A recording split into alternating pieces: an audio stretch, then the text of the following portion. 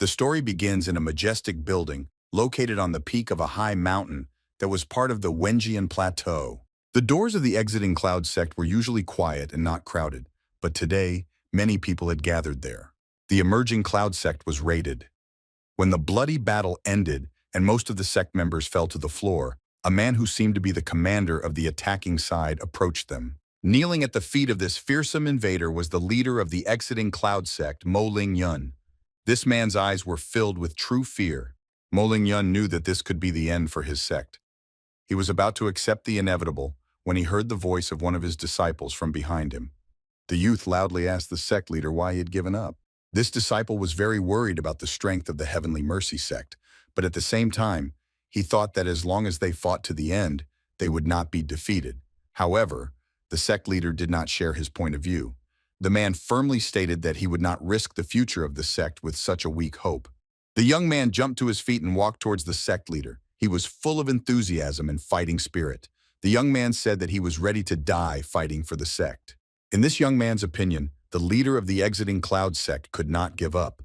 But all his convictions collapsed the moment the leader slowly turned his head and muttered through clenched teeth that the young man could die, but the sect could not. The disciple was stunned to hear this from his master. After these words, he felt betrayed and abandoned.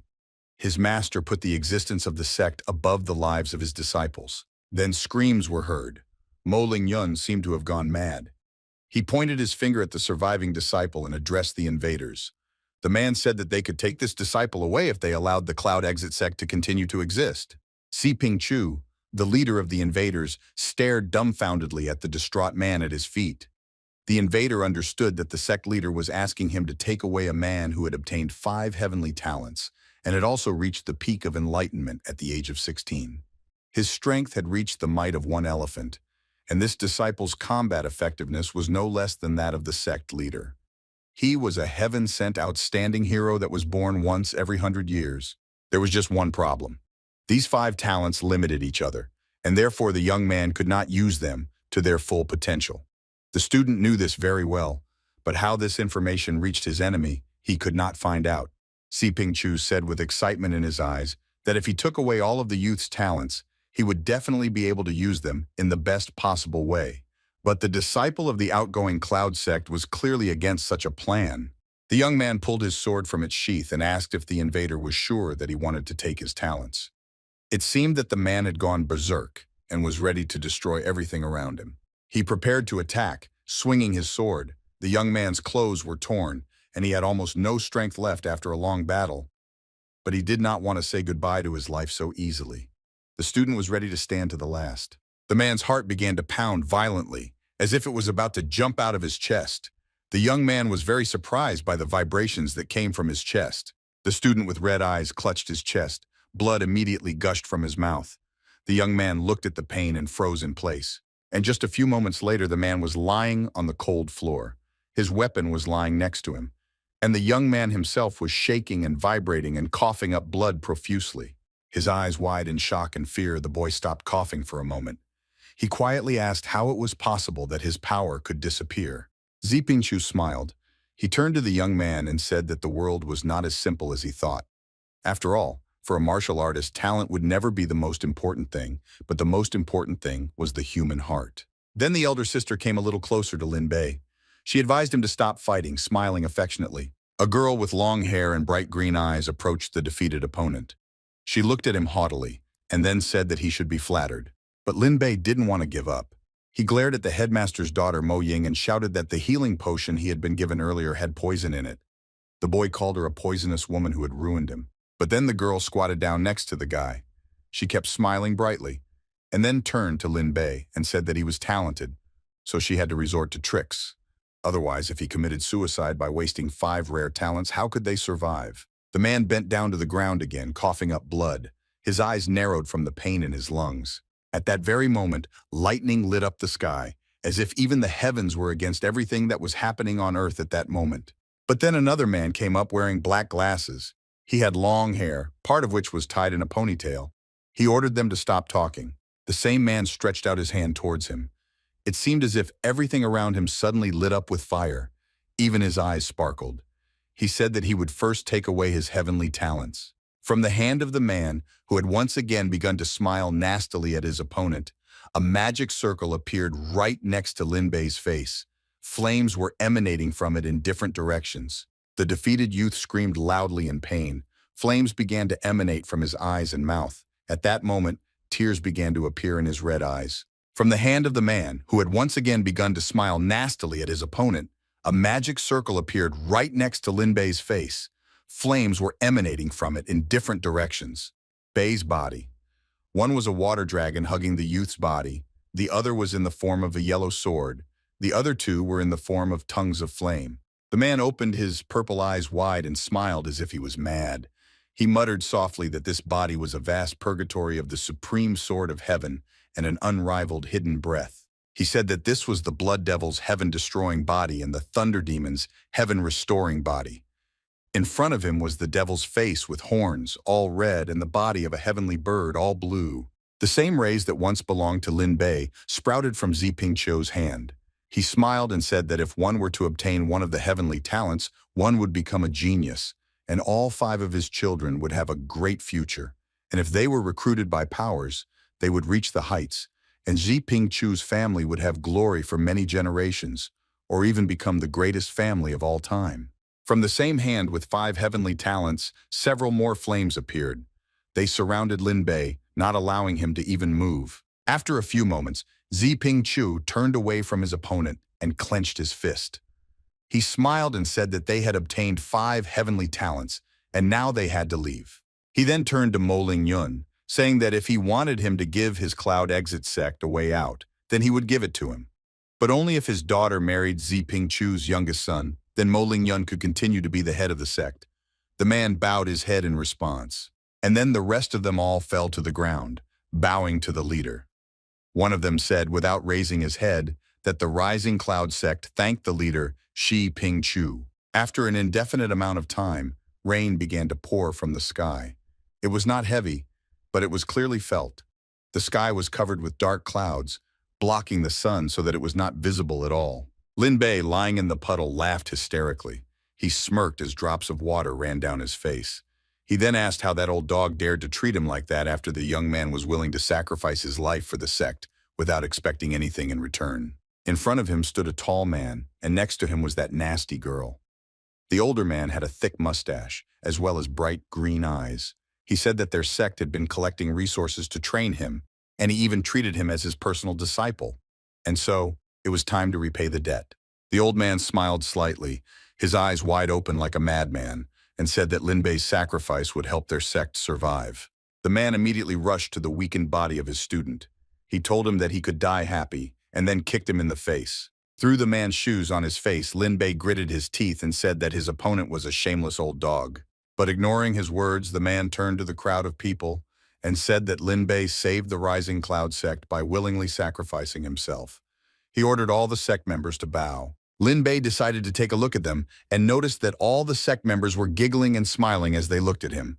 The daughter of the Mo Yin predator chief smiled and told Lin Bei not to blame her, because if there was anyone the defeated youth could blame, it was his own stupidity. A few moments later, the girl ran up to the boy and kicked him. Lin Bei's body responded along with the stones on the floor. The body of a young man, all scratched, fell from a high cliff. He could not even do anything to avoid his death. And then he fell on the wet grass. He was all in the mud, and he had wet clothes on. The young man smiled weakly and narrowed his bright red eyes. But when he closed his eyes, the man felt as if he was descending and flying even lower. It was a smooth sensation. He probably even floated. His body glowed with a bright light, and black hands caught him from below. He thought that this was the afterlife. And then the boy decided to gather all his strength. He thought that he did not want to put up with such a fate at all, and therefore decided that he had to take revenge. Lin Bei bared his teeth, trying to get out of the trap of the hands. Suddenly, the man found himself in a completely different place. It was completely dark, but stars and rays of light shone brightly in the midst of it. A voice rang out, saying that the world was a chessboard, and all beings were pieces.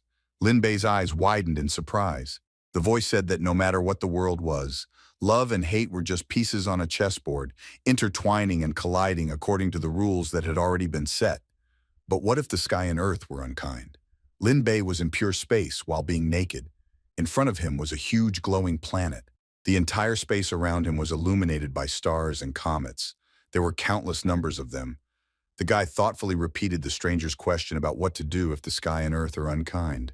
The answer came to him suddenly. He shouted loudly that in that case he would destroy them. His face was distorted by the anger and resentment he felt. From the place where the man had been parrying all this time, huge blue rays began to appear. They wrapped around him like comets, and new flashes lit up around him. Lin Bei's silhouette darkened for a moment. Closing his eyes, a few moments later, the boy found himself lying on the green grass. The sun was already shining brightly, and there was no trace of the rain. He looked up at the sky. Lin Bei carefully touched his clothes and then squeezed them lightly. The young man stood up abruptly from the ground and looked at his palm. He was convulsively swallowing air with his mouth, and his face was distorted in a grimace of horror. He barely audibly said that he was not dead. The man stood up from the grass. Looking around, he noticed a rock. But then he thoughtfully said that even if he had not died by fate, he had lost his talent for martial arts. What was the difference between him and the disabled person now? He thought about what could have happened if he had had another, even the weakest talent. The man looked at his body in horror and then put his hand to his chest. The young man wondered if this was possible, since it was already a miracle for him to awaken 5 heavenly talents. How could he awaken the 6th? And then something hit him hard in the chest. It was as if vibrations passed through Lin Bei's body. The boy wondered in surprise what could have happened, his eyes wide open in amazement. Countless numbers of rays emerged from Lin Bei's body. A strange, bluish ball resembling lightning emerged from his chest, and all the rays grew from it. The youth looked at them warily. The man tried to cover his face, but after a few moments the rays became too much. They blinded the young man with their bright light. When the white veil in front of Lin Bei's eyes disappeared, he stood in front of 6 huge statues. 5 of them stood in a circle, and in the center stood the 6th, the largest statue. Those in the circle were burning with different lights, such as yellow, blue, red, orange. The man looked at the majestic figures in front of him with fear. He kept thinking about what was in front of him. He assumed that the 5 stone pillars in a circle were his 5 previous talents. The man, through the fiery tongues of 5 pillars, was able to reach the 6th, the largest. He was constrained by goals, and the young man kept thinking about what was constraining his 6th talent. Bi came closer and carefully touched the pillar, but he didn't even have time to touch it. After just a few moments, everything that surrounded the stone tower flew upward, leaving only a huge, strong beam of light below. A white veil appeared before the man again, and in it was the body of primordial chaos. Lin Bei reasoned that in addition to the 5 talents, he also had a 6th. But before, this primordial chaos body suppressed the first 5. But now that the 5 talents were gone, the primordial chaos body had awakened. The red-eyed youth stretched out his hand and was able to plunge it into his 6th talent. It was like a snow-white abyss of waves. The voice from nowhere spoke again. It asked the child not to forget what it had said. It quoted the words that if the heaven and earth were unkind, Lin Bei would destroy them. The voice asked him to put the words into action. The child smiled excitedly as he looked at the huge beams. And then the man closed his eyes. He only thought with his inner vision. The man screamed that everything that had happened now was not an illusion. It was real. The man pressed his hands to the stems of the beam. At that moment, it was as if the same star planet he had already seen appeared in his hand. Several dozen lightning bolts grew out of it. But from the man's hand, it was able to quickly move to his eye level. The planet glowed even brighter, illuminating everything around it. Lin Bei cried out again that this was the most fashionable power that was in him, but it was sealed. The young man's feet were once again on the grass. He looked at his hand with admiration. A soft blue fire was emanating from his entire body. The young man muttered that it infused all paths, was close to the laws of heaven and earth, had an unrivaled cultivation speed, and if it was cultivated to its peak, it could break all laws and suppress any chi. The red-eyed youth smiled slyly, saying that with such a powerful talent, he had the ability to cultivate and practice martial arts, and Lin Bei would become stronger than before.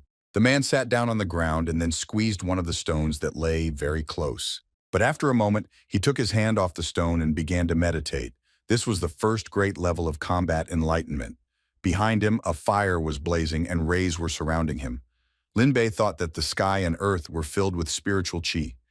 In order to practice martial arts, one must open the acupuncture points in the body so that it can receive energy. Previously, it took him more than 10 years to reach the peak of enlightenment. How much would he spend now? In an instant, the boy's entire body darkened. Blue lightning pierced him. Blue smoke appeared from his eyes. Blue flames sparkled behind him. A huge burst of energy occurred. The lightning that emanated from Lin Bei's body could be seen even on the other side of the forest. It seemed as if even the earth shook from such a force. Lin Bei, his face twisted in surprise, said that 9 acupuncture points were opened in one breath, and, in a matter of moments, he reached the top level of enlightenment, which usually takes at least 10 years of hard training. He realized how powerful this talent was. Lin Bei, feeling a strange sensation on his forehead, decided to scratch his head.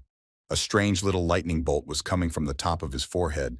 The youth asked why another point had opened on the top of his head. But then the man almost shouted out that this could very well be the 10th point, the abode of the gods. The young man's eyes widened in amazement at his own thoughts. He remembered the books he read to use his talents. The young man remembered them, that in addition to the 9 points in the body, there is also a dwelling place of the gods, which is difficult to open, but martial artists have abandoned it since the process is extremely dangerous. However, once the dwelling place of the gods is opened, the effectiveness of qi significantly exceeds the previous ones in total. The youth took a fighting stance. He said that he thought that his cultivation speed was already one step ahead of most, and now that he had obtained the heavenly, primordial body of chaos that resisted the heavens and opened the point of the abode of the gods, his cultivation speed would become incredible. A few moments later, the man decided to swing his heavy fist. For a moment, it even seemed as if he was overflowing with anger and strength, and red rays appeared from the young man's eyes. From just one blow, a huge blow passed through the earth, from which stones from the depths of the earth fell, and snow-white waves seemed to gush out from the earth. A cut was made on the ground. As if with a knife, Lin Bei was able to cut a fairly large piece of land in front of him. The youth grinned contentedly and turned to Mo Ling Yun, Mo Ying, Ziping Chu, the outgoing Cloud sect, the Heavenly Mercy sect. After all, their days were already numbered. And then Lin Bei turned around and walked towards the village nearby. He said that that old dog Mo Ling Yun was already at the pulse expansion level, but he was only at the peak of enlightenment. Therefore, the young man would not be able to take revenge yet. First, he needed to hit the bottom, and when he reached the meridian expansion level, then he would go for revenge. A rather large stone with an inscription appeared before the man's eyes. It stood next to a small tree. Lin Bei walked further. He came to a busy street. A middle-aged man was carrying 2 baskets, and an old woman and her child were also out for a walk. The boy was chasing a small butterfly.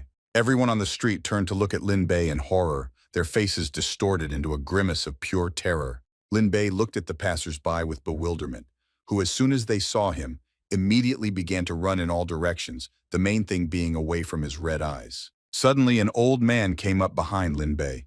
He asked pitifully if he could ask what else he wanted. The young man only thought about why the people here were so afraid of him. Turning around, Lin Bei smiled and told the old man not to be afraid, as he just wanted to spend the night in the village. His red eyes flashed for a moment. The old man immediately fell to his knees right onto the hard and cold asphalt.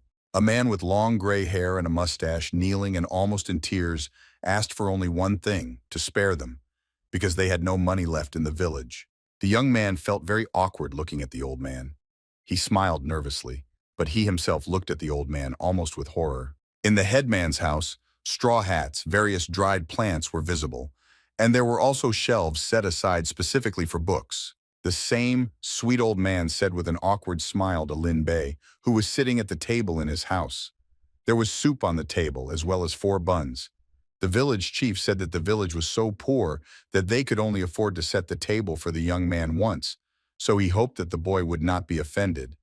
The little girl who was standing next to him looked at her grandfather pitifully.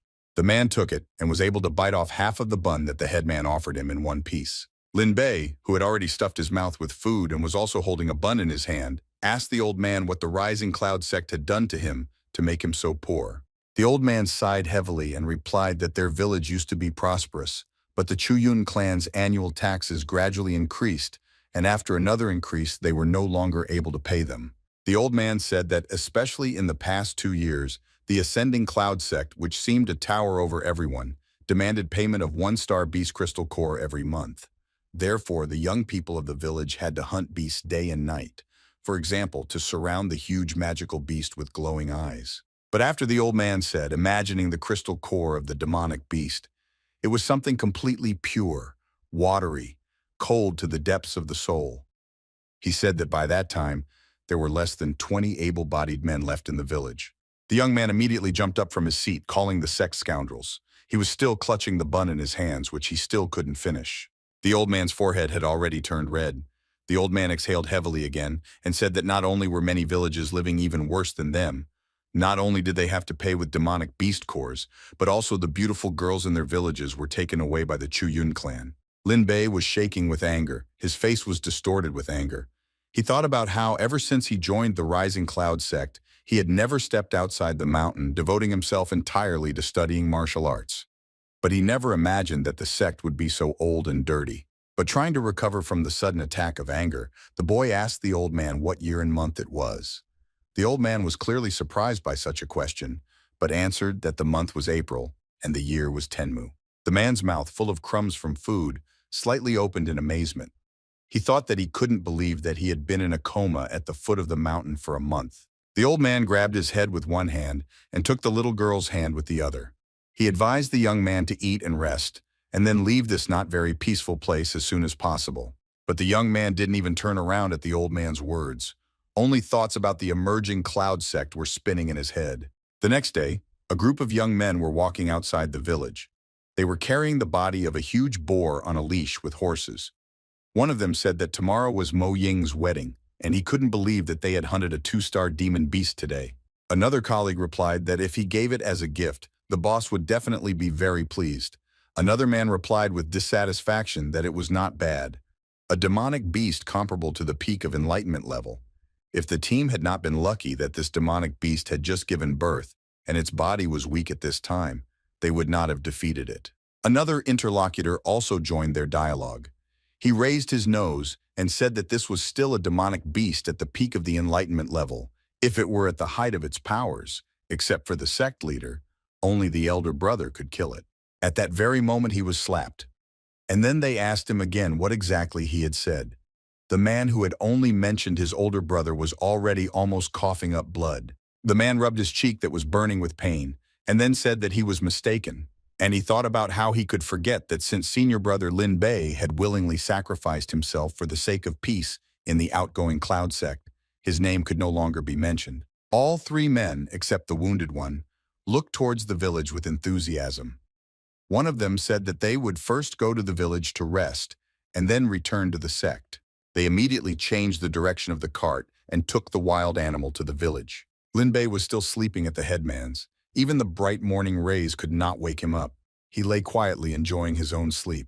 But after only one moment, he woke up with fear. The guy's head was filled with only the thought that something was wrong.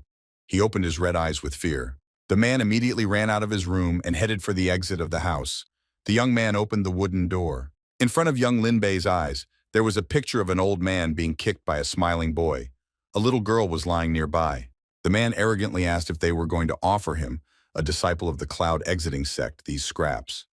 He asked if the chief wanted to humiliate him. The girl who yesterday stood pitifully next to her grandfather was now lying not far from him. Her entire childish body was shaking, and her gaze was fixed on her loved one. The old man lying on the floor and barely opening his eyes said that they really had very little food. The man immediately frowned deeply. Lin Bei's forehead turned red with anger, and he hissed through his teeth that Tang Shu deserved to die. The man who had kicked the old man a minute earlier turned around and shouted out a question about who had said that. He ordered him to show himself. Without thinking twice, Lin Bei decided to actually show himself. He walked out of the crowd, approaching Tang Shun. Tang Shun recoiled, barely audibly saying that this was his elder brother. Cloud Sect, located in one village, looked at the elder brother with a questioning or even frightened look, asking a silent question about how he was able to survive. The elder brother came much closer to the man who had offended the old man, and then said that he thought that Tang Shu was a good man, but he turned out to be a real scoundrel. The fat man trembled violently in fear of the one who should already be dead. Tanya Shu was about to boil over with anger and not understanding in an instant. He thought about what was happening, remembering how his elder sister had thrown him off the cliff. The man wondered how a person who had lost all of his cultivation could still be alive, because that was impossible. Tang Shu smiled lightly after a moment, his anger gone, spreading his arms out to the sides and saying that he couldn't believe Lin Bei was lucky enough to be alive. His finger at him, saying that now Lin Bei was just a cripple, so what right did he have to stand in front of him and say anything? He told him to kneel down, and then he would let him go, because of that sacrifice for the sect. But without thinking twice, Lin Bei calmly hit the man, giving him a strong slap. From such force, Tang Shu flew a couple of meters away from his opponent. All the other people accompanying him immediately began to call out and address their brother Tang Shu. They all started calling out to him in an instant. After turning away from their opponent, Lin Bei pulled the shaking girl by the shoulders into the crowd of people. He asked him to help them into the house so they could rest. All the people in the village tried to help the elder. One of them practically led the elder home by the hand, while another carried a little girl home in his arms. Shu, who had already managed to get up from the dirty floor, spoke to him. He rubbed his neck and then asked how he was able to avoid becoming a mere mortal. Bea approached him at the same moment. He walked slowly, measuredly, but confidently closer to Tang Shu.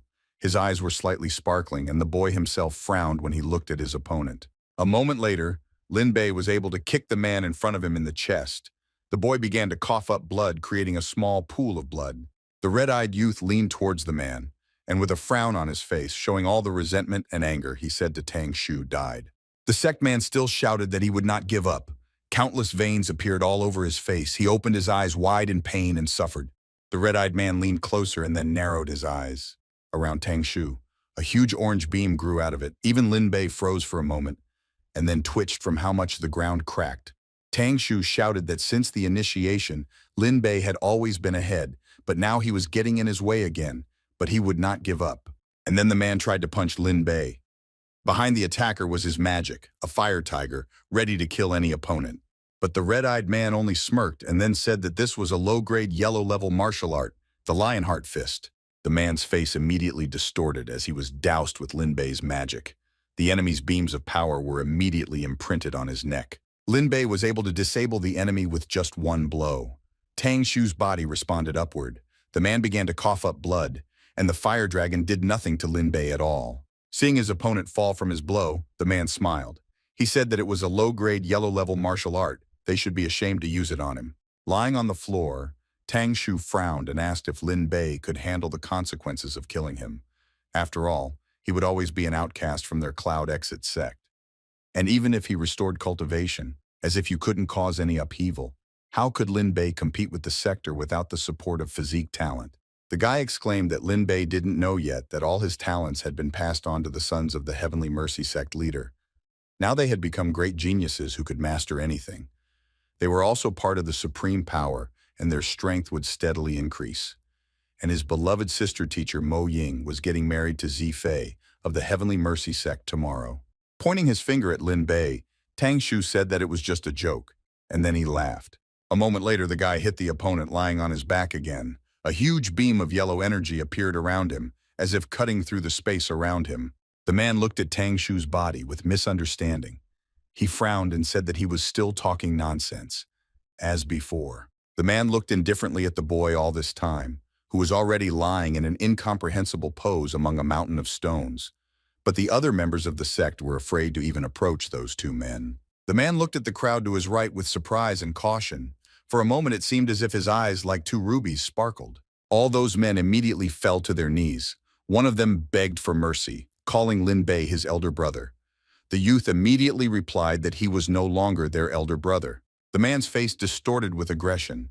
He frowned deeply, and then said that he would now ask questions, and those men would answer.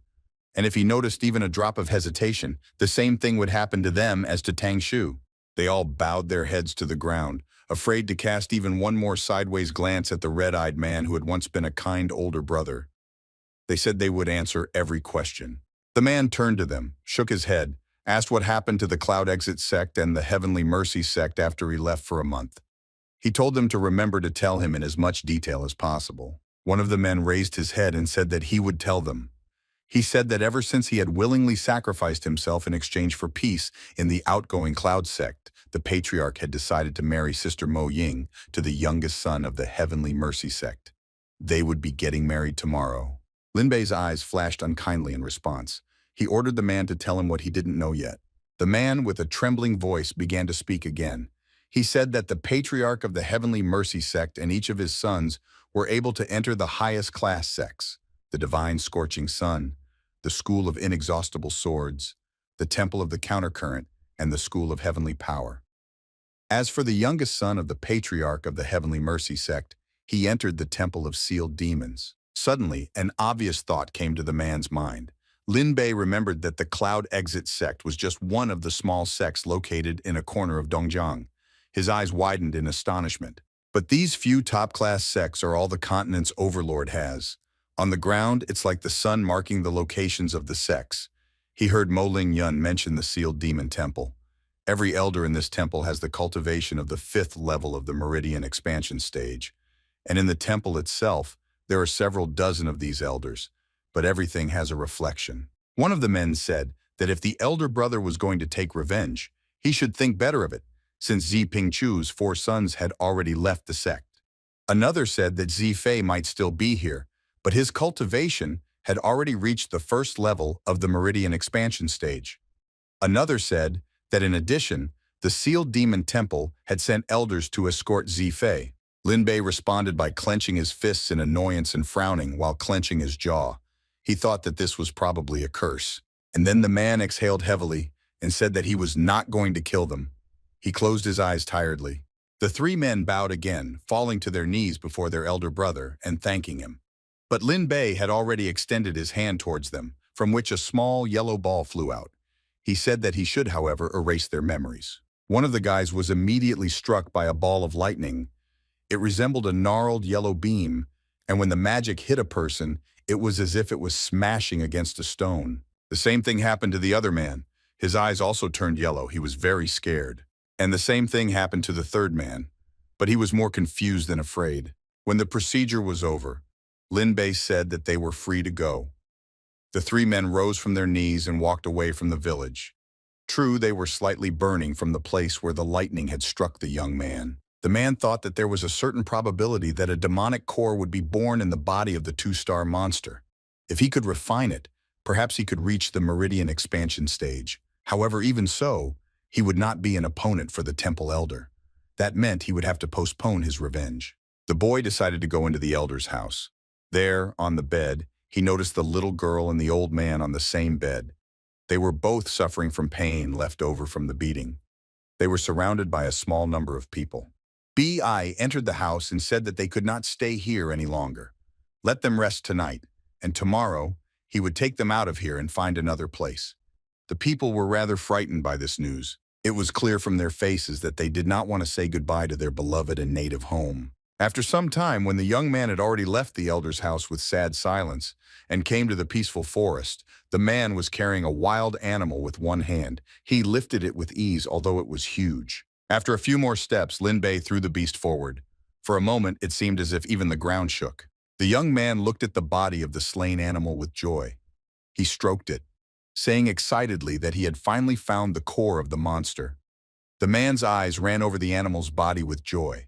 But then, when weak vibrations appeared from his stomach, the man exclaimed in surprise at the guess that the beast was still alive. The young man's good mood instantly evaporated. Then the vibrations from the beast's belly became even stronger, as if someone was knocking directly from the animal's body. The man looked at the body carefully with his red eyes. He asked a rhetorical question about whether there was something inside. With one sharp blow, the man decided to find out the answer to this question. Opening the belly of the beast, something glowing with a bright, golden light appeared in front of him, as if he had found something insanely precious or sacred, capable of saving the world. But in front of him, in the belly of the beast, lay a small golden bird. It was burning with a bright golden fire. Lin Bei immediately realized that this was the monster's baby. Having taken the bird out of his stomach, it had already stopped glowing. He simply looked at it, holding it in his arms. The young man said irritably that the baby was very small, but suddenly the bird's eye lit up again. It seemed to illuminate the entire universe, replacing the sun. The light was very blinding. The man, in order not to get burned, decided to let the bird go and save his hands. But the baby monster decided to incinerate everything that was behind the young man with one of its eyes. The young man asked with a surprised mouth how a newborn monster could have such a frightening ability. He thought that it could be a mutated demonic beast. The bird, having flown away from the young man for a couple of meters, almost caused a volcanic eruption. The boy thought about how monsters originated from animals that absorbed the essence of the sun and moon. As for demonic beasts, they were the offspring of heaven and earth. The probability of a monster giving birth to a demonic beast was 1 in 1,000,000. It was as if it was always a surprise to monsters what would hatch from the golden egg. The golden egg could crack, causing all the forest dwellers to go into a stupor. Something completely new could emerge from the shell, something with red eyes, for example. The youth thought that every demonic beast once born was capable of reaching 3 stars, and the cultivation level was at the peak of the meridian expansion stage. Taking the chick in his hands, the man smiled slyly. He laughed, thinking that the heavens themselves were favoring him. After all, this was a 3-star demonic beast, and then he began to think about what he could do with this little one. The man brought his finger to his teeth and bit it until blood gushed out. At the same time, smiling slyly, he said that tomorrow he would give a luxurious gift for Zifei and Mo Ying's wedding. And after just a few moments, the man himself once again presented his finger, on which there was blood, to the monster's key. The chick immediately began to drink it. When the bird finished drinking, the blood flowed continuously from the boy's finger. Lin Beishi himself looked like a zombie or a corpse after losing so much blood. He turned to the boy, saying that the little one had devastated him. The chick just looked at the face of the young man in front of her in surprise. She thought that she would like to ask her mother what happened. When the young man noticed the confusion on the baby's face, he decided to scratch the chick a little. A very strong slap with just one wing so that he would not touch her again. The little bird smiled sadly, thinking about what he had done wrong to deserve such a fate. After all, he had just wanted to practice with all his heart, and his Taoist partner had betrayed him. He had somehow found a way to intersect with the dying body, but this brat had made a master-servant contract with him, and he didn't like it. The man looked at the baby with pity and asked if perhaps this demonic beast was underdeveloped due to premature birth. The chick was stunned for a moment. A moment later, the villager immediately rushed to the man's hand to bite him as painfully as possible. The chick thought that this man himself was underdeveloped, and his family was the same. The man tried to throw the chick off, and he succeeded. He waved his hand several times, and in the end the little one just got hit and then fell like a stone. Lin Bei cried out that he was actually in pain. The man immediately began to blow on the open wound. Several streams of blood flowed from there. The young man, trying not to cry, said that it hurt a lot. Falling onto the green grass, the little bird thought that this was the power of a saint-rank bloodline. The little one didn't feel very good about falling so hard either. The young man immediately ran up to the bird and squatted down. He asked the little one what had happened to her. He was very worried about the child. His eyes showed it, trying to find damage on the body. The child had been lying on the grass all this time, covering his face with his hands. He frowned sternly and thought that the body he had transmigrated into belonged to a 3-star demonic beast. If he did not resist, he might miss the opportunity to take revenge forever, so he must not give up. Suddenly, instead of the blue sky, there was a dark blue one, shimmering into a pink space. Among it were snow-white rays of fire, and next to them burned the familiar flame. The bird soared among all the flames, rising to the required height and not allowing itself to fall. He thought about how just one drop of blood had caused this body to grow from a 3-star to a 4-star. The improved bloodline simply shocked the little bird. When all the flames had passed, the little one fell onto the grass and began to admire his own wings. He was very tired. Sweat was running down his feathers, and all his cheeks were burning red. He thought that if he had had such a heavenly talent in his previous life, he would not have been stuck at the emperor's stage. Lin Bei looked at the bird with surprise, not even knowing what to do. The little one noticed this when she turned to stare at the one with whom her revenge was just around the corner. The man suddenly walked closer to the demonic beast and carefully grabbed it by the skin. And then the young man put him on his hand and began to stroke the place where he held him. He smiled tenderly and asked the baby not to bite anymore, because from now on, he would live with him. But the bird's finger stroke on the head did not cause any emotion of wild delight. He looked at the young man in front of him with irritation, thinking that the chick would have to stay with him as long as he was useful. But when the little one used all of Lin Bei's blood to increase his own cultivation, he would kill the guy first. But the boy smiled slyly, ignoring the baby's face. He playfully said that considering how the chick looked, he would call him Golden One. When the man tried to stroke the baby even harder, he made a characteristic sound of displeasure. Extending his other hand, the man addressed the Golden One, saying that he needed to clear the monster's core so that the chick could protect it. A magical blue circle appeared before the young man's eyes. A bright light emanated from it, illuminating everything nearby. The chick sat proudly nearby. Then after a few moments, a small, brightly glowing golden ball emerged from the body of the adult beast. Through the blood, it resembled the sun. When the ball ended up in the young man's hands, he was happy about it, but his excitement was greater than his other emotions. So the guy just said that it was time for them to start. At that moment, Lin Bei sat down to meditate on the cold grass. A magical bluish circle of sun and blue rays appeared around him. They twisted and went into the very sky. The little one sitting next to him thought that it was shameless to ask a newly hatched chick for protection. The same yellow ball soared into the sky. It was surrounded by sunbeams, emanating from it in a circle. They glowed brightly, illuminating the dark space behind them. The chick, who had been sitting motionless until then, decided to pay attention when the bright sunlight reached even him. From the man's mouth, rays of light emanated, surrounding the golden ball. The little guy frowned and then thought about how an ordinary warrior at the peak of the enlightenment stage would need at least 10 days to refine the core of a 2-star monster. But this guy had completed the refinement with just one stick of incense. This was a result that one could only envy.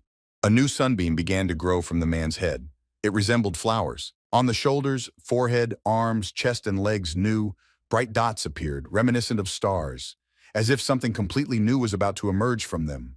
The man raised his head upward. 2 beams flew out of his mouth. They were much stronger than the previous ones and went far into the sky, creating blue threads with stars there. The man, raising his head higher and higher, launched the beam further and further. Large yellow circles began to appear around him. The bird couldn't tear himself away from such a sight. He covered his face with a wing and admired it, thinking about how incredible this impulse was. From afar, it looked like a huge explosion. Waves of light were absorbed by every tree around. Dust was gathering nearby, and the axes around the explosion were growing ever larger. And then, before the bird's eyes, everything was covered in a gray fog. There was a lot of smoke left after the explosion. The chick covered his beak with his wings and simply closed his eyes, and then opened them when he thought it was necessary. Dark gray clouds of dust hovered around him. But then, he saw someone else's boots ahead. Because of them, the clouds on the ground began to disappear and dissipate. The young man in front of the little boy had his outerwear torn apart by the explosion, but Lin Bei only smiled cheerfully, saying that the monster's dual-core core had allowed him to break through from the enlightenment stage to the first level of the meridian expansion stage. He took the chick on his hand and told his little Goldie that he had done well. The bird decided to take a look at the naked male body. He thought that this body was very tempting, and after that, the dust clouds had almost dispersed. The man stood in front of the forest and endless green grass. There was a bird sitting on his hand, and he himself informed Shi Fei and Mo Ying that he was already on his way. Early in the morning, the emerging cloud sect was quite quiet. Only near one building was a crowd of residents. They were all walking towards the house, decorated with red ribbons. In that building, an elderly man and a young, beautiful girl, Mo Yin, met all the guests. She was wearing a red, long, beautiful dress. She smiled brightly at all the guests, but her father greeted everyone cheerfully. Mo Ying's father laughed sadly and then looked at his daughter. He told her that when she married Si Fei, the girl should do her marital duty well and not upset her husband. The young and beautiful girl agreed, telling her father that she understood it perfectly. The gentle smile never left her face for a moment. The mustache patriarch also smiled brightly. He said that Zifei had already passed the initiation ceremony in the sealed demon temple and became a core disciple. And after they got married, their emerging cloud sect would be able to enter new heights. Mo Yin and the patriarch noticed strange people who decided not to come, but to fly to their wedding. The man with green eyes was very surprised for a moment, and then the smile disappeared from his face. 2 people came to them. One was an elderly man with a large exposed belly. He had black glasses and a long winter coat, and a belt with a heart in the center. The patriarch greeted the elder Zhao and his companion in the red cloak. Taking off his glasses, Zhao Yu smiled widely. His gray eyes became visible. It was the elder of the sealed demon temple. He extended his palm towards the patriarch. Zhao's companion was Zi Fei, a disciple of the sealed demon temple. He immediately ran up to his bride and looked at her with a loving gaze, which the girl responded to. The guy said that it was already late and they needed to start as soon as possible. Zhao told Fei that there was no need to rush, since they had not yet gathered. The groom immediately apologized, saying that the elders were right. He awkwardly scratched his hair, smiling happily like a child. The patriarch smiled like a madman, and then asked Patriarch Mo to get ready to begin. The bride's father also agreed. He joined his two palms and bowed his head before the elder of the sealed demons. The bride and groom immediately went out holding hands with all the guests who had arrived. A voice rang out announcing that the Soaring Bird School was presenting the core of the two-star monster. They conveyed sincere congratulations to Mr. Z and Mrs. Mo. The voice continued. It said that the Iron Fist School was giving away a two-star body tempering pill, and the Black Bear School was giving away a two-star Black Bear sword. All the people began to climb up ladder, carrying gifts for the newlyweds. Patriarch Mo thought about how all these sects had looked down on them recently. And there were some guests who didn't bring anything at all. They stayed away from all the gifts. One of them was dressed in a black cloak with purple elements, and underneath he was wearing a suit and a black mask, from which one red eye was peeping out. Lin Bei smiled slyly, lifting his hood slightly. He thought that they had quite a lot of gifts at the wedding. Golden sat on the young martial artist's sleeve and looked rather sleepy. The magical beast yawned and thought about how his master had come here to cause trouble. The little bird glanced at everyone present once more and assessed their strength. The leader of the emerging cloud sect was superior to everyone here. As soon as the little bird looked at him, the man began to speak. He loudly thanked everyone present for coming today. The wedding ceremony was about to begin. The bride and groom, dressed in red, were already ready to walk down the aisle. The sect leader's daughter, Ying, placed her hand in her groom's and smiled. Suddenly, a loud male voice was heard. A young man in a cloak ran out of the crowd of invited guests and shouted for the ceremony to be stopped. He nimbly climbed the steps and was about to run to the very top, to where the newlyweds were standing. The head of the sect noticed the strange young man and looked at him with a bit of contempt and incomprehension in his eyes. The man raised both eyebrows and asked if he could find out from the guest what had happened and why he was making such statements. When Lin Bei approached the sect leader, his face was slightly exposed due to the hood of his robe slipping off his head. Even so, no one recognized him. The youth said that he had not yet managed to give the main gift. Smiling, Mo Ling-yun clasped his hands in front of him and asked what the main gift was. The man was clearly not prepared for this wedding ceremony to be so brazenly interrupted by some strange youth. And while the poor guy was trying to remember who this man was standing in front of him and whether he was on the list of invited guests, the former disciple of the sect began to act, harshly and radically. He was going to tear off his robe, reveal his identity, and then kill everyone present. As soon as the purple-trimmed cape was torn off and the guest's face was revealed, he immediately said that the main gift would be the heads of all those present. His words inspired genuine horror in all who happened to hear them. Bei's face first. It was fortunate that the youth was facing them when he tore off his robe. All these men were shocked by what they saw. The newlyweds also immediately realized who was standing in front of them. Moreover, Mo Ling-yun's daughter could not believe in this miraculous return to life, as she clearly remembered how she had thrown this scoundrel off the cliff with her own hands. The disciples of the emerging cloud sect felt no better than everyone else present. A month ago, they had collectively and unanimously agreed to believe the story that this person who stood before them now had sacrificed himself for the good of the sect. Lin Bei asked for his clothes and transferred the magical beast to his shoulder. After a few seconds of deathly silence, surprised cries rang out. No one could believe that the person standing in front of them was the same Lin Bei from the Cloud Exit sect. In fact, ever since he came to the village, the young man had no desire to hear his name associated with the name of this treacherous sect. The leader, Mo Ling-yu, stared at the boy with an unblinking gaze and continued to point his index finger at him, repeating the same thing. The man couldn't believe that this young man had restored his cultivation in just a month and had also reached the peak of the enlightenment stage. This simply couldn't be true. It didn't fit into this sect leader's worldview. The sect leader's daughter, Ying, took a step forward. Her legs were shaking slightly from the shock she had just experienced. She also couldn't believe that this man was still alive after all she had done. The bride knew for sure that the poor guy's body had been poisoned and his talents had been taken away. Her pupils shrank even more as soon as she allowed the thought of Lin Bei returning to this world as a demon. Her husband, on the other hand, did not understand the girl's worries. While everyone present fell into a stupor, the young man slowly walked towards them. He looked menacingly at all his enemies who had poisoned his life for so long and then decided to kill him altogether.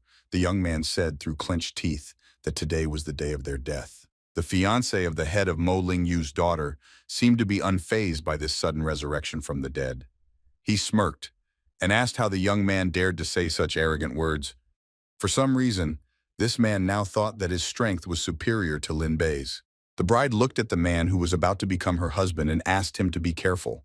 Her face looked like she was really very excited, but Zifei, no matter what, was not going to listen to the girl. The man was too self-confident. He said out loud and directly that this youth had lost his former strength, and even if he managed to get his cultivation base back in a month, how could he be his opponent? His fiancée tried to object and warn the groom, but in addition to being self-confident, he was also stubborn as a ram. Zifei thought that the girl had just doubted his abilities, and now he intended to prove her and everyone else wrong. Therefore, he immediately stepped forward and purposefully walked straight towards certain death in the person of Lin Bei. The girl told him after him that she did not mean that at all, but no one was listening to her anymore. If he had listened to her words now, then who knows? Maybe he would have avoided his sudden death. The man walked up to Lin Bei and said that he recognized that he was an incomparable genius when he had the 5 heavenly talents. This was a direct hint that in the eyes of the groom, Lin Bei was now some kind of low-ranking nobody. Although the man didn't know what kind of opportunity he had come across to come here, it didn't matter to anyone right now. Zifei said that he would personally make sure that the former disciple of the outgoing Cloud sect would have the most despicable end. Lin Bei wasn't going to just sit back and remain silent, since it wasn't he who needed to be afraid. It was him who needed to be afraid. The youth said that Zifei's cultivation had apparently grown significantly in this month, but if the poor guy saw Lin Bei's past, he wouldn't be able to even think about fighting him. The man said that he had no intention of arguing. His cultivation had indeed increased to the first level of the Meridian expansion stage this month. Even if Lin Bei was at his peak right now, he would not be a worthy opponent for Zifei. At least that was what this arrogant man thought. Zifei warned Lin Bei to prepare to die right then and there. But in response to this sentence, the former sect disciple simply licked his lips and quietly said that he was already hungry. What he meant was that he had not fought against strong opponents for a long time. Lin Bei stood still as Zifei ran towards him with all his might, preparing to strike him. It seemed that this was not a fierce battle, but just some friendly duel. But it was a pity that only Lin Bei thought so. Zifei addressed everyone present, saying that today was a momentous day for him, but Lin Bei was brazen and arrogant. The man firmly believed that if he did not kill him, wouldn't the outgoing Cloud sect, the Heavenly Mercy sect, and the Sealed Demon Temple all lose face? The man looked forward angrily and extended his index finger. He said that today in front of everyone, he would personally kill the young martial artist. The disciples of the various sects began to talk among themselves. No one understood what that man was planning and why they had such a strange feeling that he had forgotten something. Suddenly, the voice of one of the elders was heard. The elder said that Lin Bei had previously been under the tutelage of the Enlightenment stage and was no weaker than Mo Ling Yun. But now Zifei was at the first level of the Meridian expansion stage, and the Sealed Demon Temple elder was also present. In this man's opinion, this behavior was equivalent to suicide. The Sealed Demon Temple Elder S stood to the side and watched the entire scene unfold. He thought that Lin Bei had lost his talents. The man did not understand at all why this young man decided to come here today, but there was something strange about the behavior of this exiled disciple. The elder of the Sealed Demon Temple noticed that the young master did not look scared at all. He decided to calmly watch what would happen next. At this time, Zifei lost the last bit of self-control. Several restraining seals appeared on his face, and he himself shouted that Lin Bei was preparing for his sudden death. The disciples of the emerging Cloud sect were horrified and shocked. This was the first time in their lives that they saw what the body of the vast purgatory looked like. In their opinion, this ability looked terrifying. All the seals that appeared on the young master's face indicated that the majestic killing aura of only the first level of the Meridian expansion stage was no weaker than the second level. While they were talking among themselves, the man used a yellow-ranked top-class technique. This strange technique was the killing fist. The man could count on the fact that just by attacking with the killing fist, his opponent would immediately fall to the ground. But if it was that simple, Lin Bei would not have come to fight today. The expelled disciple snorted as he looked at the technique that was about to attack him. Such an attack would only work on a lower-ranked master, which, unfortunately for his opponent, he was not. A loud explosion sounded, and then a fire burst out right in the middle of the place where the ceremony was being held. This meant that the attack had hit a target. Zifei was firmly convinced that his new opponent was already dead. The man dusted off his hands and clothes, thinking that it was easy to overthrow such an opponent. The man's eyes filled with righteous anger. He began to look down on the world again. Now he wanted to tell his wife that she was wrong. The daughter of the head of the outgoing cloud sect also breathed a sigh of relief. She thought that she was probably sending her fiancé to death, but it seemed that Lin Bei was just pretending to be so mysterious. Suddenly, Zifei's eyes widened sharply and his pupils narrowed. From the man's expression, it was immediately clear that he was very surprised by something, and even somewhat scared.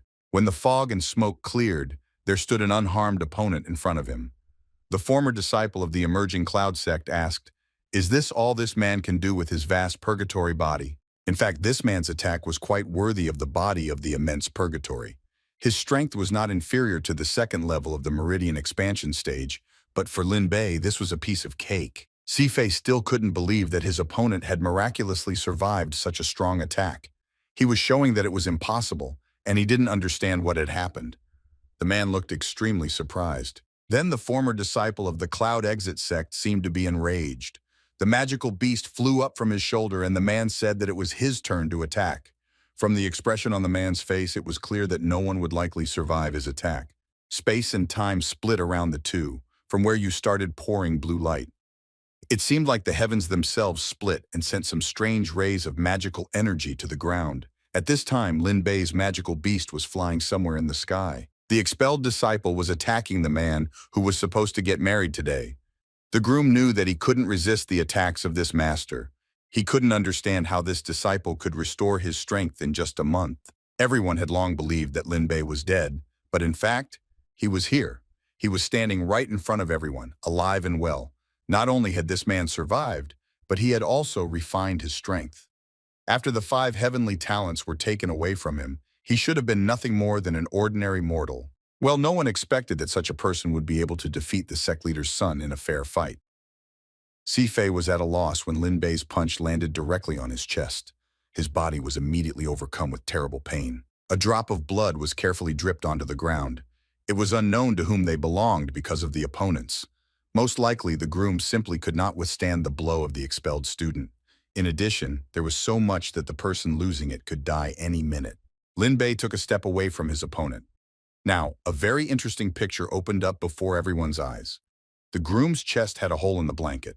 The expelled disciple's attack had pierced his body. The man couldn't believe that Lin Bei had reached the meridian expansion level, but just as he opened his mouth to express his bewilderment, the former disciple of the outgoing cloud sect slapped him in the face. After this slap, Zifei fell to the ground. He could not get up, as the unbearable pain and the oppressive feeling of guilt towards everyone present were pulling him to the bottom of some unknown abyss. But Lin Bei didn't stop. He wanted to make all these people do the same thing that they did to him. The man turned Zifei's head sideways and stepped on it with his foot. He repeated everything that this man did to him. The man then asked his fallen and defeated opponent if that was all he could do, then why did he even bother to fight? The man also added that the son of the leader of the emerging cloud sect had greatly disappointed him. The entire crowd was truly shocked. No one could believe that the great warrior Zifei could not withstand even one blow from this exiled man and was now lying unconscious on the cold ground. The girl couldn't believe that Lin Bei had managed to awaken a heaven-level talent again. She looked at the young man with undisguised surprise in her eyes, but there was also irritation in her gaze. The sealed demon sect leader thought that Zifei had a body of immense purgatory and possessed a strength comparable to the second level of the meridian expansion stage. Moreover, a heavenly level talent could easily suppress warriors of the same level, but he could not even catch Lin Bei's movements. In this man's opinion, this kid was truly unique. If this man had awakened a stronger heaven-level talent again, shouldn't he have taken advantage of this opportunity? The demon sect leader bit his lip. This man thought that if he took away this talent and used it, even the head of the temple would have to treat him with respect. From now on, all followers would have to obey the head of the sealed demon sect. He walked towards where Lin Bei was standing. The man's steps were tinged with purple light. Every place he stepped on was immediately scorched by a strange magical flame.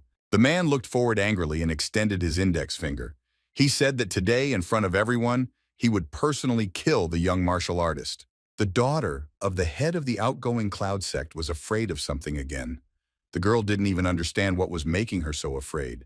She knew very well that Elder Zhao was at the 5th level of the Meridian expansion stage, and even if Lin Bei was a super genius, he wouldn't be able to handle something like this. The demon sect leader swung at the fire to deal a powerful blow to his opponent. This was one of his secret techniques. No one knew how to deal with this blow.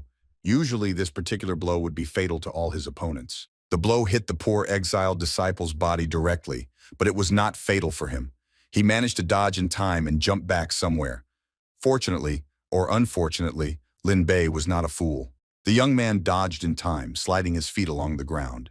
This fight, which promised to be so fierce, now turned into something less, and began to resemble more a friendly duel. The youth thought that, as expected of the 5th level of the Meridian expansion stage, he still couldn't withstand such pressure. A couple of abrasions that were left by this great master's strike were reflected on his face. Zifei jumped up from his seat, finally gathering his strength and standing up. He began to protest and asked Elder Zhao not to kill this fool.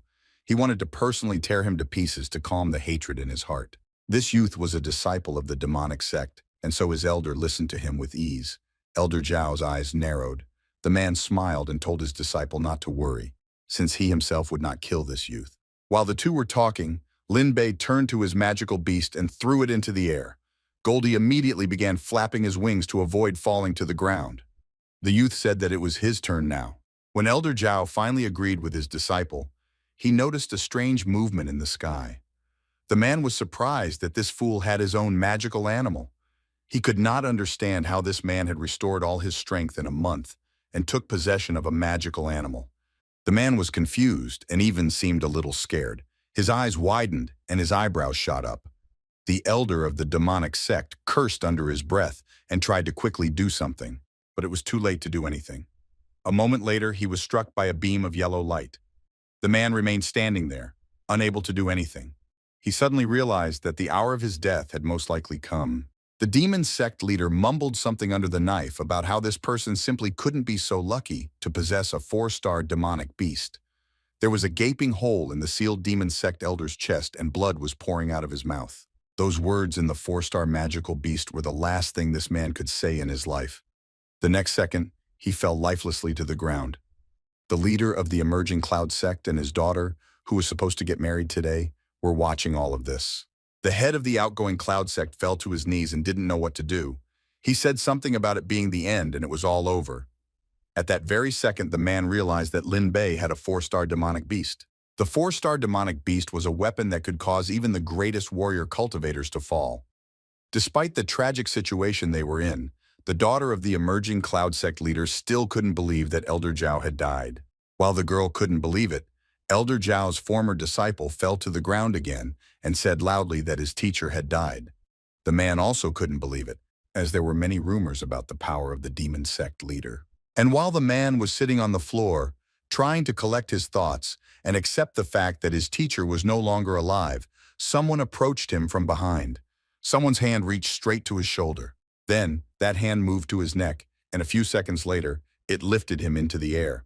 It was none other than Lin Bei's hand. The expelled disciple lifted Zifei off the ground and asked him what he had said.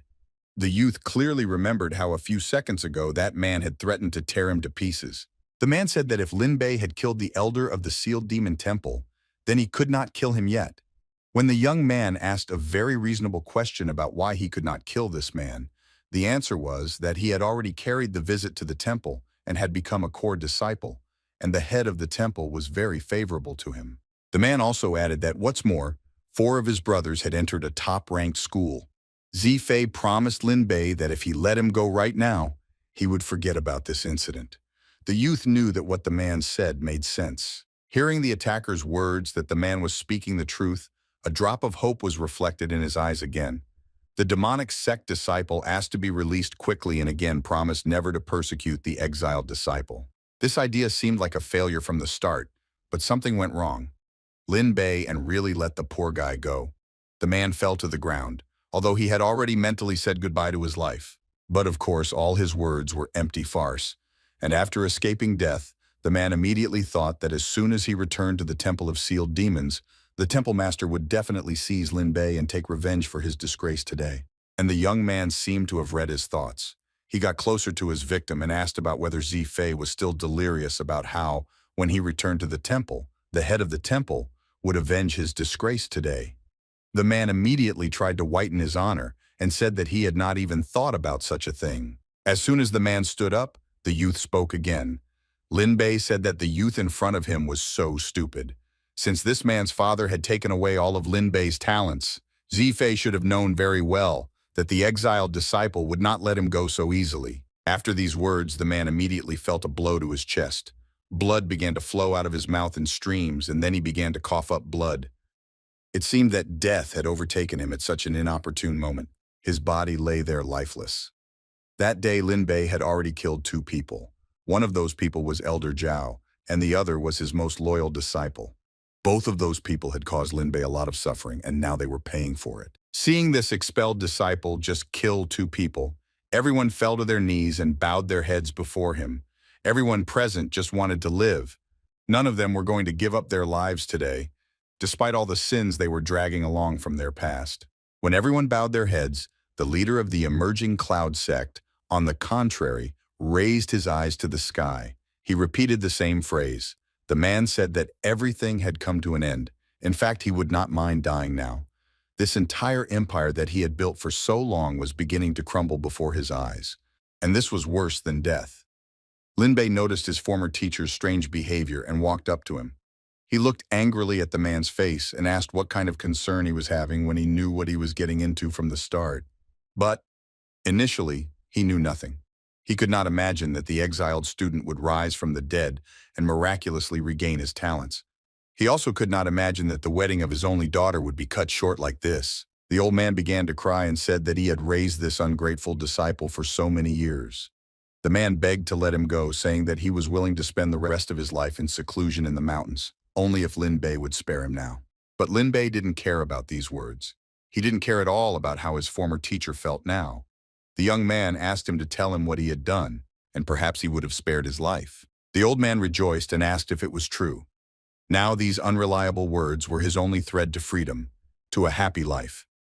The exiled disciple was not a fool, so he answered that his words were certainly true. The head of the outgoing cloud sect suddenly thought about what was so special about the reputation of cultivation. As long as he could keep his life, everything could start over. An even more sincere hope shone in his eyes. The man cried out that they had agreed on this.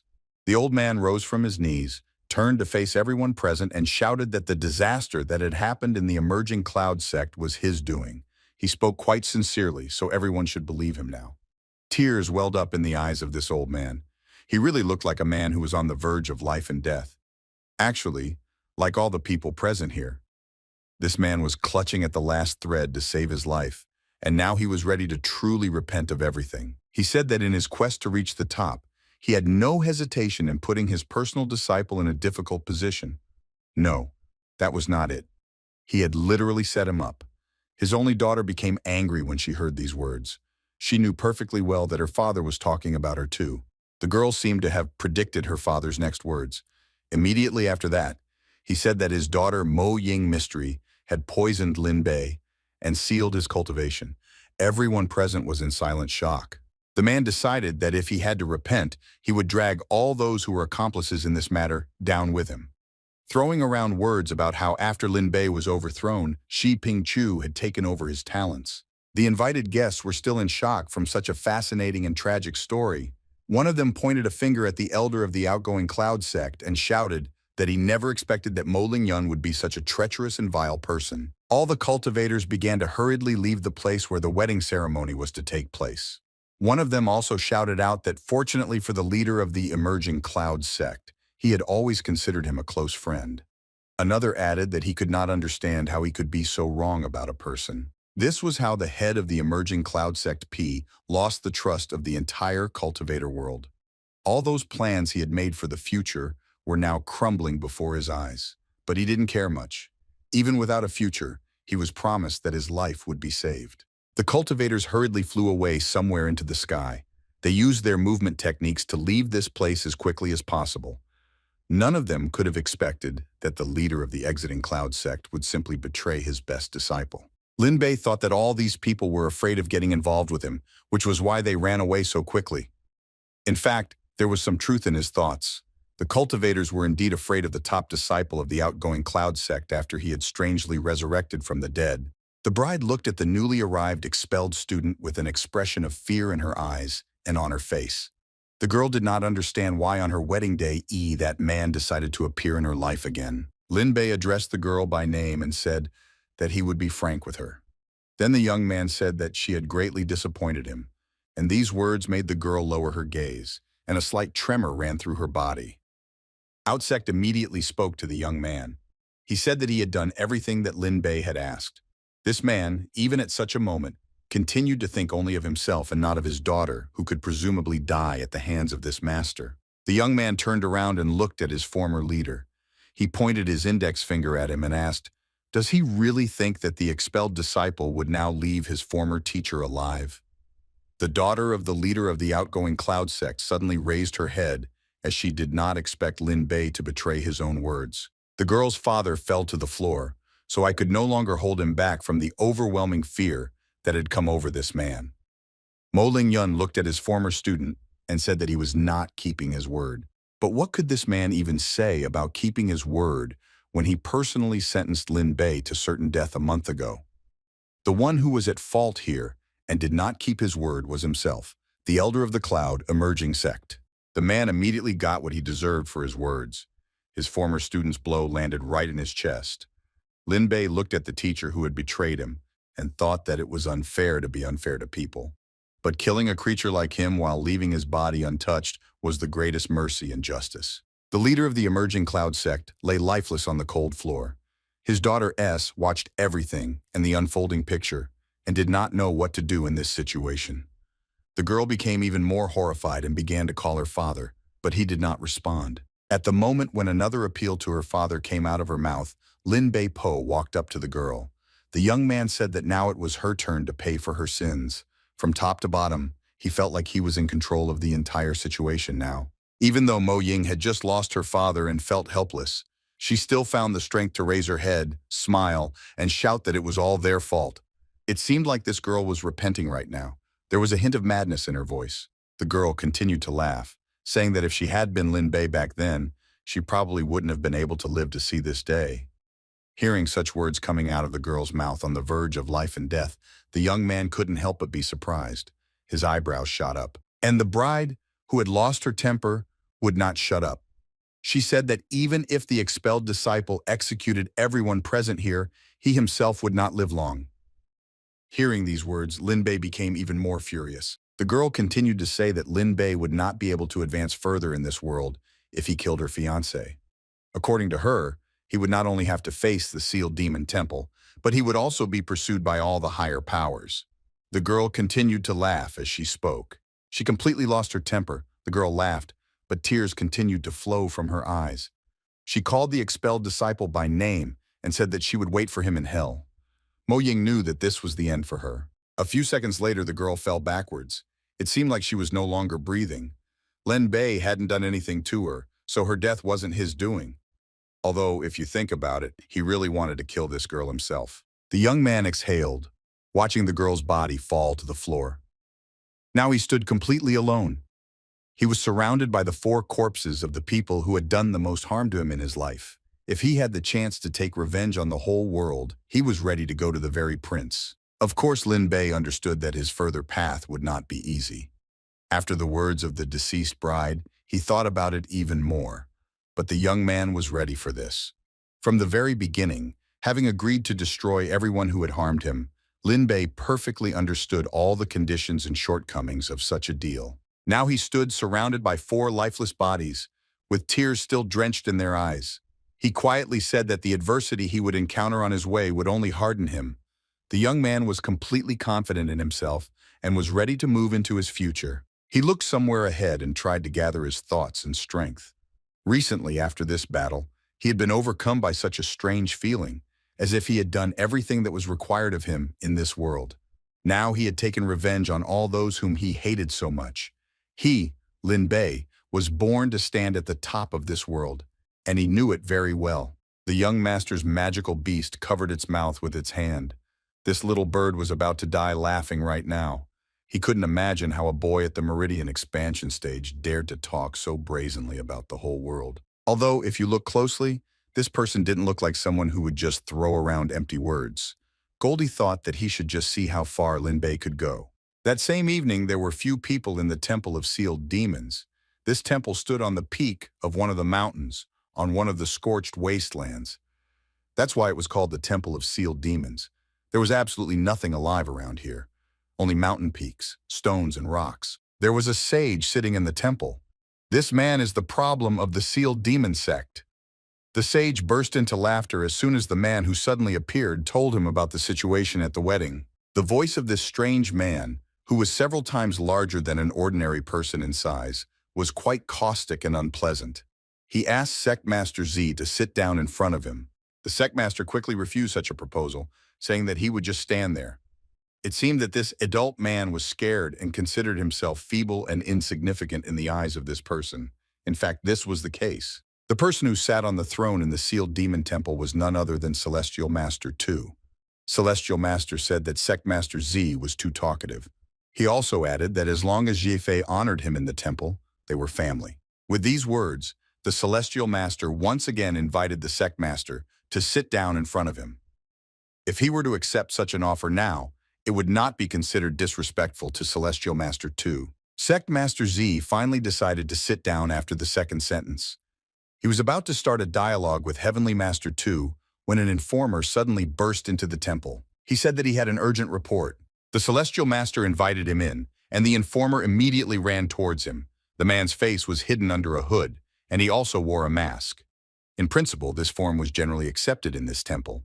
All the servants here hid their faces. When the informer P approached the Heavenly Master and told him his news, the Heavenly Master immediately became furious and in a menacing voice asked Sect Master Z to wait a moment. It seemed that this person was very unhappy about something. The Sect Master, who had almost sat down on the floor, looked sharply at the Heavenly Master. The Heavenly Master said that they had very bad news. Now, if the Heavenly Master himself said that some news was important, then it meant that something equal in strength to the end of the world had happened. Hearing the words of the Celestial Master, Sect Master Z was at a loss. He asked what had happened. The man wanted to quickly get an answer to his question right here and now, so his calm expression disappeared without a trace. Heavenly Master 2 said that Lin Bei, from the outgoing cloud, had returned. This man quoted the informer's words, saying that he had gone to the sect and executed Mo Ling Yun and Mo Ying. It all sounded quite scary. It only meant one thing: things would soon turn upside down. Sect Master Z couldn't believe that this exiled disciple was still alive. In his mind, it was simply impossible. He himself saw his body being thrown off the cliff. He himself took everything from him in his 5 elements. So how could that man kill 4 people so easily? Heavenly Master 2 also said that not only that, the son of the Z sect master, Z Fei, was also dead.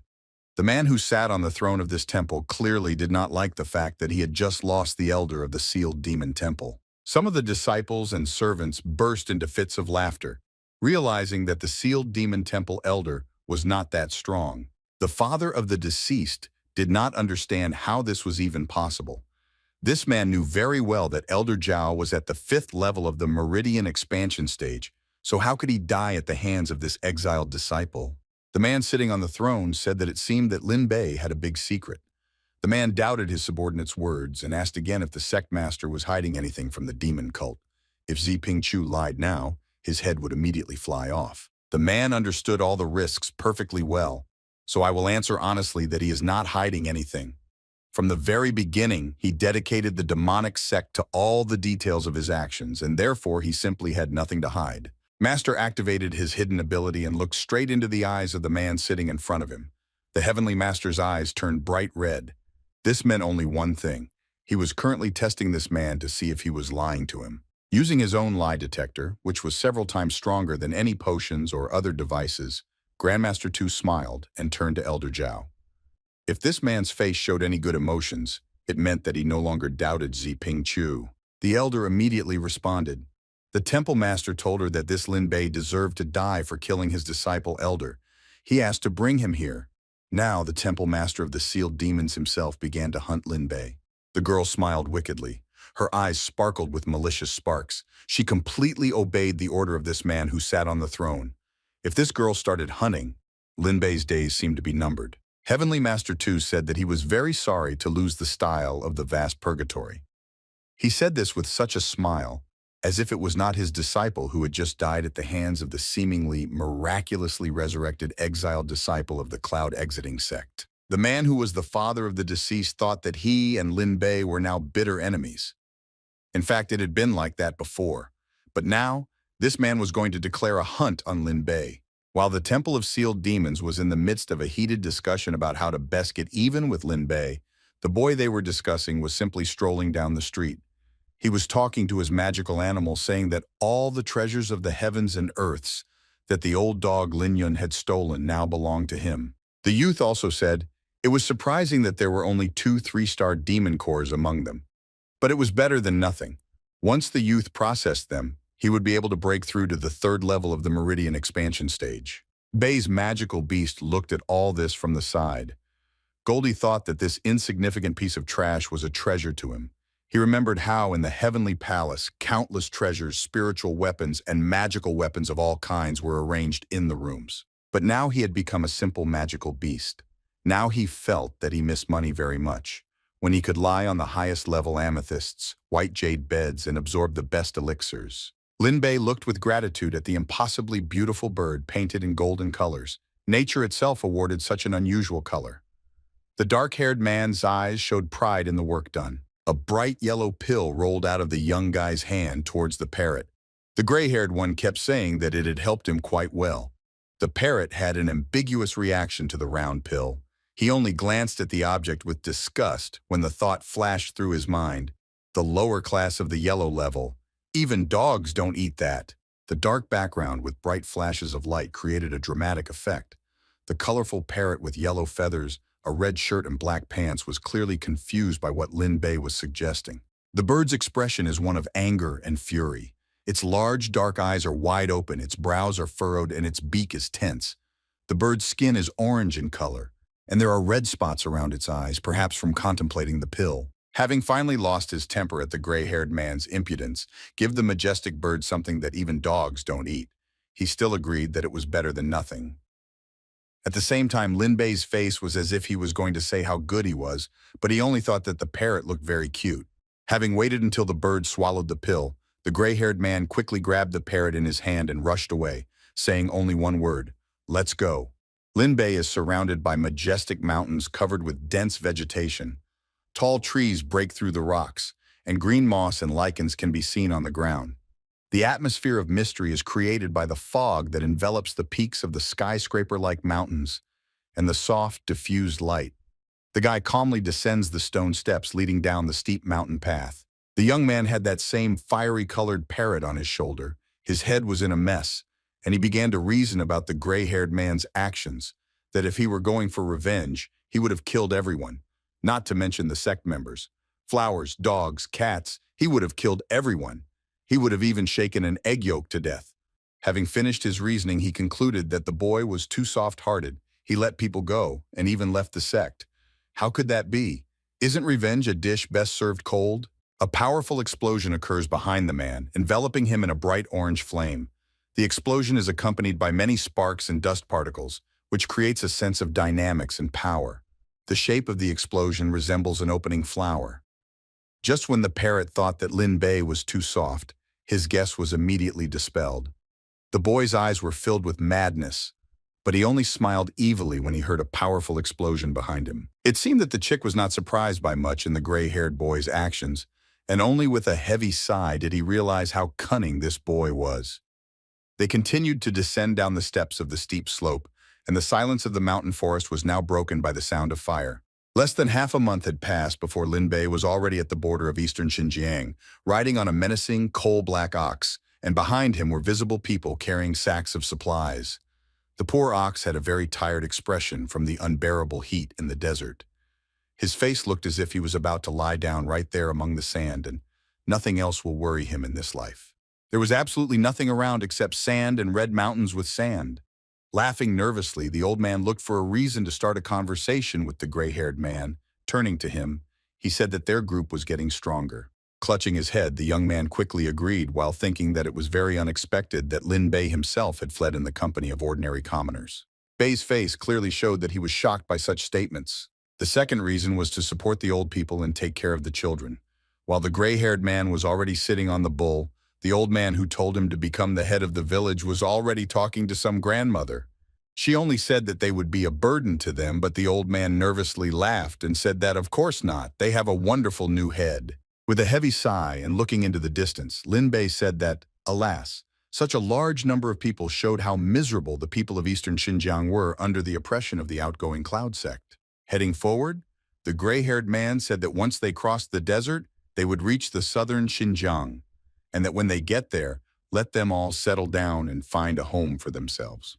The old man looked at Lin Bei and said, "Chief," as he asked, "there are about 120 young people on the road with them ready for training, and that they told everyone about the body cleansing technique of the green bull." The gray-haired man in turn replied, "Well, although this is the simplest body cleansing technique, it is enough to reach the first level of the enlightenment stage, and this is already a step into martial arts." The gray-haired old man with long hair was serious, drawing the protagonist's attention to the fact that he should see that they have a lot of people. He should really think about founding a sect in the South Xinjiang. This really made Lin Bei think hard. He held his head with his fist, thinking about the old man's suggestion. Maybe this really was a good idea. A winding blue river that crosses the desert. Its bright color contrasts sharply with the surrounding yellow sand, creating a sense of life in the middle of the lifeless desert. Rocks and stones of various sizes are scattered on both sides of the river. Some of them are covered with moss or lichen, indicating the presence of moisture.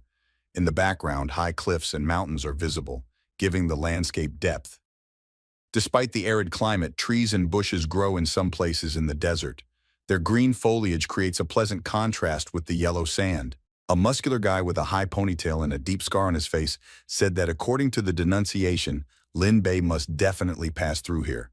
At the same time, he laughed evilly and continued that when the time came, they would simply grab him and take him to the Temple of Sealed Demons. Leaning on a small rock, the mysterious guy wearing a hat said that it would be a good day, brothers. Behind the guy were other people in similar clothes who were also talking to each other. The beautiful girl with violet eyes, like rubies that shimmered in the sunlight, just giggled. She also had ash-blonde hair and dark lips, seemingly painted with cherry-colored lipstick.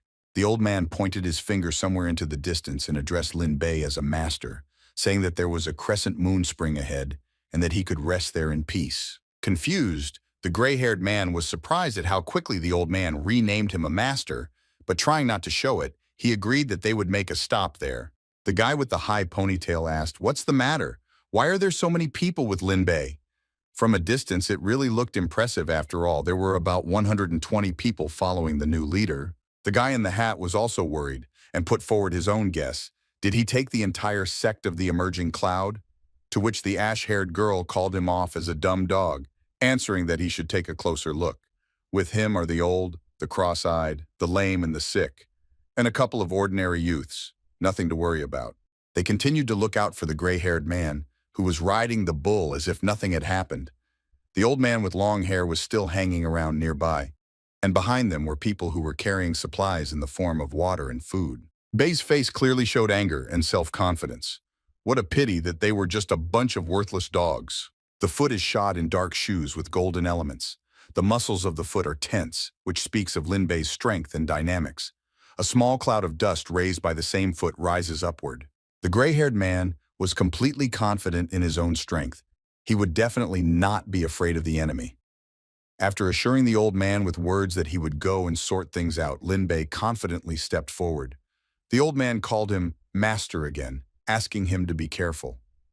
At this time, the little bird that was still traveling with the young man seemed to wake up from a deep sleep, sensing that a fierce battle was approaching. The muscular man pointed his black mace at Lin Bei and said to him that he was not interested in the open door to heaven, since he had decided to cut a window to hell.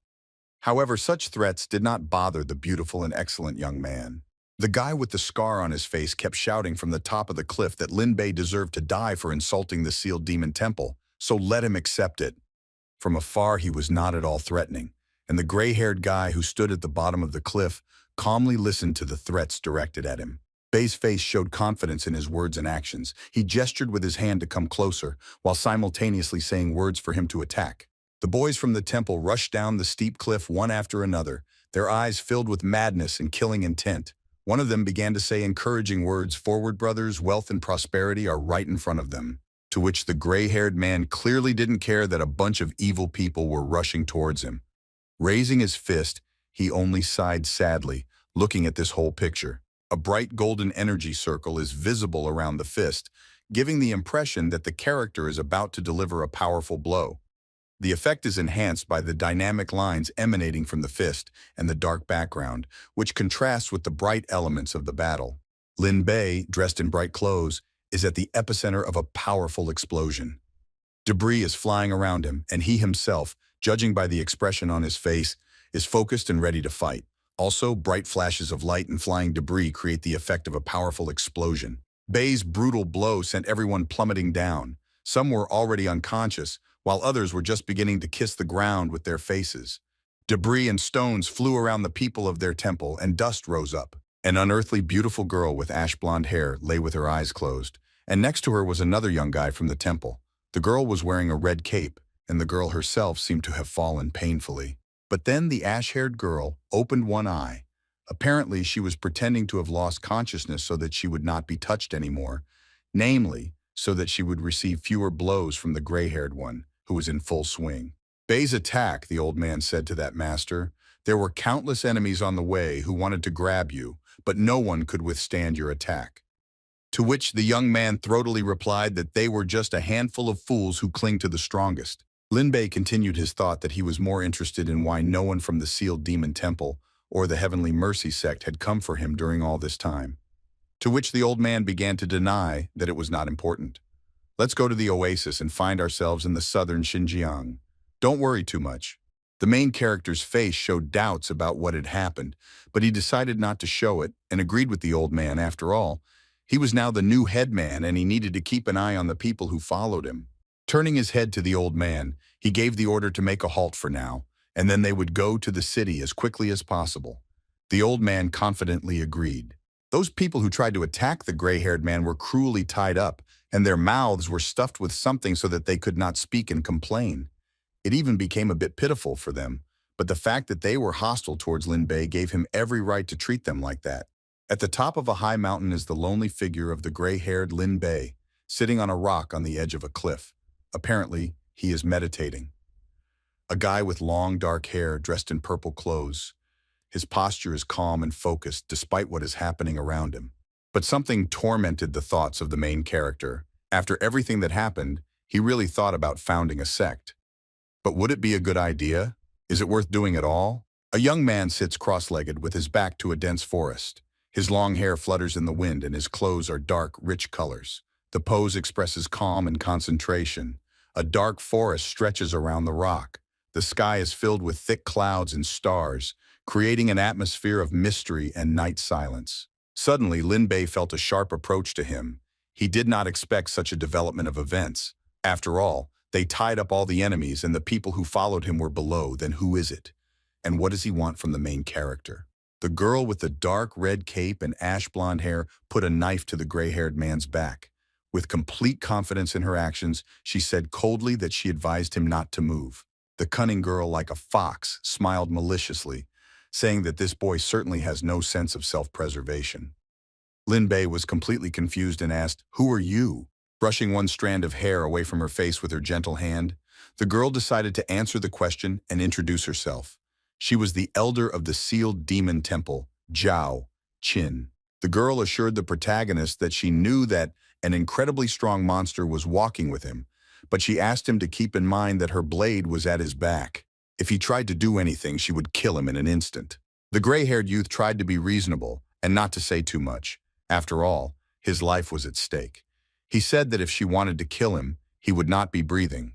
"What is your true goal then?" Asking the second question, he said, "You didn't come to talk to me, did you?" The ash-haired girl had a terrifying aura. It was clear that she was hostile.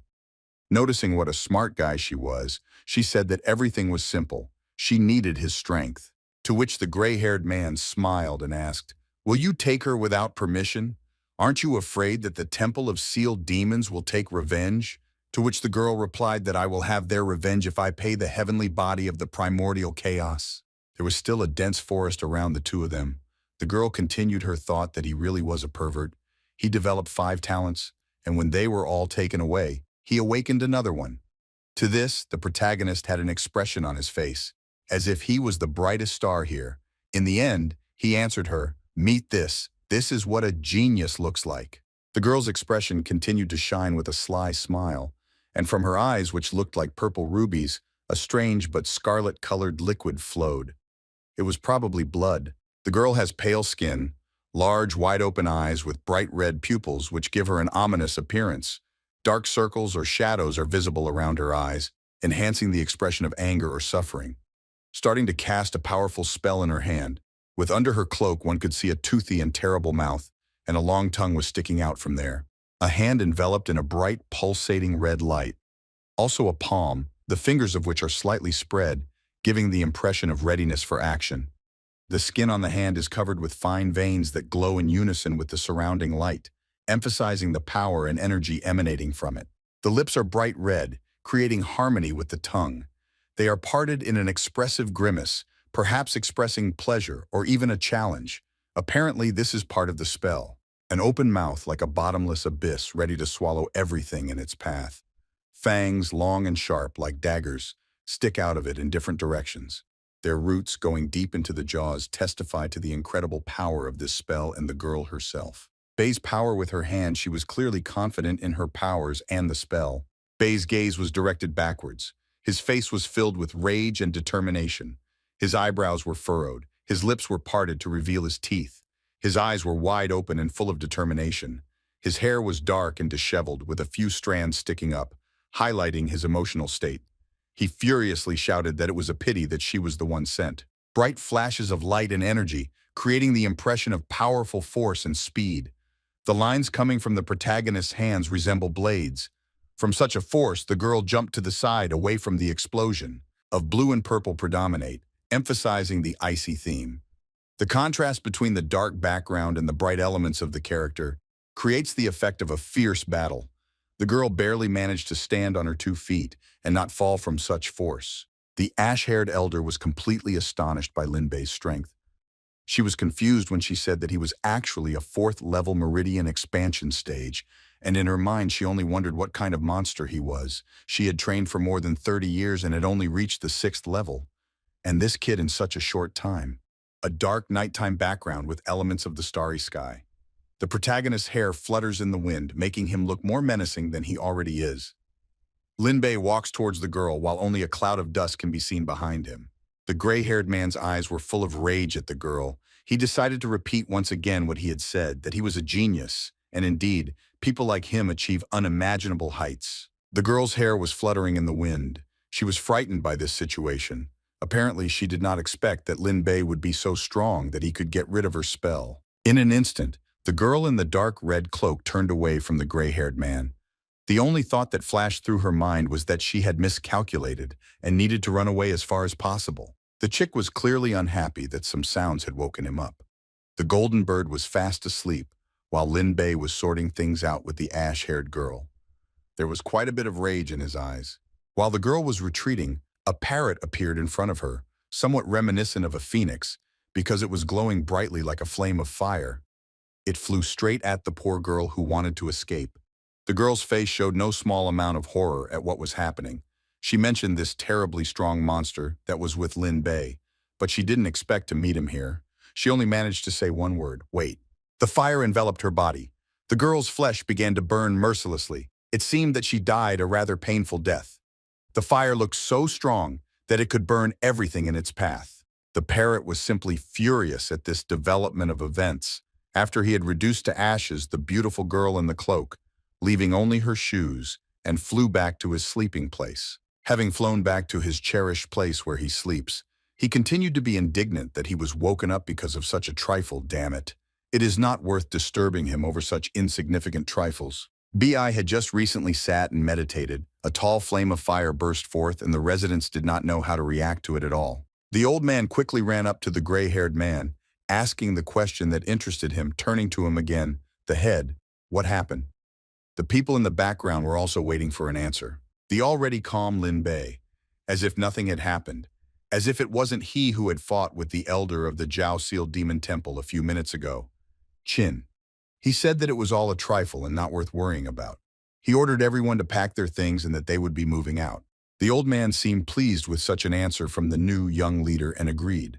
Everyone else who was also waiting for an answer understood the command and went to get ready. Finally, Lin Bei and the others arrived in Qinshui, the territory of the southern Xinjiang. They were met by a large city filled with residents, at least that's what they thought. The old man laughed loudly, stroking his beard with his hand, saying that they had finally arrived. But the gray-haired man did not share his joy and asked what seemed to be wrong. The former elder saw people leaving the city carrying some kind of supplies and things on their backs. It was really strange for such a good city. Turning to one such commoner, the old man asked a leading question, addressing him as a brother. It seems many are leaving the city in a hurry. What is the matter? Behind them, the forests and mountains that these 120 people had passed through together with Lin Bei were visible. This indicated that they had come a long way, to which the commoner clarified, "You are from far away, yes?" To which the old man agreed. People continued to leave the city in a hurry, and the townsman who spoke to the former elder said that they had come to the wrong place and advised them to leave as quickly as possible. The old man was confused and asked what had happened in the city. Starting his story, he said that recently bandits came to Xinjiang and started burning, stealing, and killing. Hell broke out. The townsman continued to tell that these bandits executed the chief as soon as they entered the city. All the people were in a panic, afraid that their turn would come. He had horror on his face while the guy was remembering all this. Lin Bei, sitting on the bull, asked what stage their leader was in cultivation, and what level were the bandits. The guy replied that their lord was at the second level of the Meridian expansion stage, but he was defeated in no time. Apparently their leader had reached at least the fourth level of the Meridian expansion stage. Already heading further on the road, the commoner again advised to leave here quickly. The old man tried to put forward some idea of his own, what they should do. The gray-haired man was completely confident in his words. He told the old man that if he was only at the fourth level of the Meridian expansion stage, there was nothing to worry about. He also said that we were going to the city to take a look at these bandits. In a beautiful city with its own great and long history, people were leaving the gates of the walls. Little children were crying, and adults were trying not to panic too much about what was happening. And Lin Bei was just thinking to himself that Qinshui was actually quite a big city. It would be nice to take it under his control and make it his fortress. That would make the gray-haired man's life much easier. High on a certain throne sat the figure of a solid man. In front of him stood several subordinates, and this situation took place in the Lord's mansion. Within the city of Qinshui, the young man's face was confused. The guy with brown hair tied in a high ponytail with blue eyes asked in confusion, "What does it mean that the townspeople are running in panic?" The muscular bald man began to justify himself to his master, telling the chief that wherever you look, there are only ignoramuses. Their leader has no conscience. They administer justice, and they look at them as if they were evil spirits. This really infuriates him. The girl with a bandage over one eye closed the other, and then tiredly put her head under her hand. Her hair lay neatly over her shoulder, and the girl herself barely audibly muttered the word God. But when another man entered the building and shouted loudly to the chief that a group of people had arrived in the city, everyone immediately perked up. The girl stood up from her throne and looked at the open doors. The girl stood arrogantly above the rest of the people in the room. She loudly asked if the man was telling the truth. The man with the bob smiled and said that it was absolutely true. When the chief asked where they were, he answered that they were in the inn. The warlike girl with blue heavenly eyes smiled brightly and even playfully. And then the same girl with a black headband and a high ponytail stretched out her hand to them. She narrowed her beautiful eyes and ordered to quickly take her to them. After only a few moments, another building was visible in front of them. There were a few people walking around it, but the house was truly magnificent. Various wooden carvings, stairs, balconies, and a patterned roof. Approached Lin Bei. He advised the young master that he should leave as soon as possible. After all, Qinshui was not the best place to stay for a long time. While drinking tea, the young man replied that there was nothing to worry about. Then he asked for some food. The man immediately turned around and walked away from the table where the village elder, his granddaughter, and the unshakable young man were sitting. The elderly servant said that everything would be as he said. Horses were racing at breakneck speed along the busy streets of the city, right on the asphalt. Their hooves or a small part of their mane were burning. One of the passers-by turned around abruptly. At the same moment, he froze in place from fear, not knowing what to say. It seemed that even a cold sweat appeared. He opened his eyes wide and then said that they were robbers. The red-eyed man in the inn heard this announcement almost immediately. He squinted and quietly muttered that they had shown up quickly. The sergeant and the girl in pink looked at the guy who was about to leave and heading for the exit. He exhaled tiredly, closed his eyes, and said that everything was fine. A horse with a fiery mane and flames instead of hooves stood near the inn.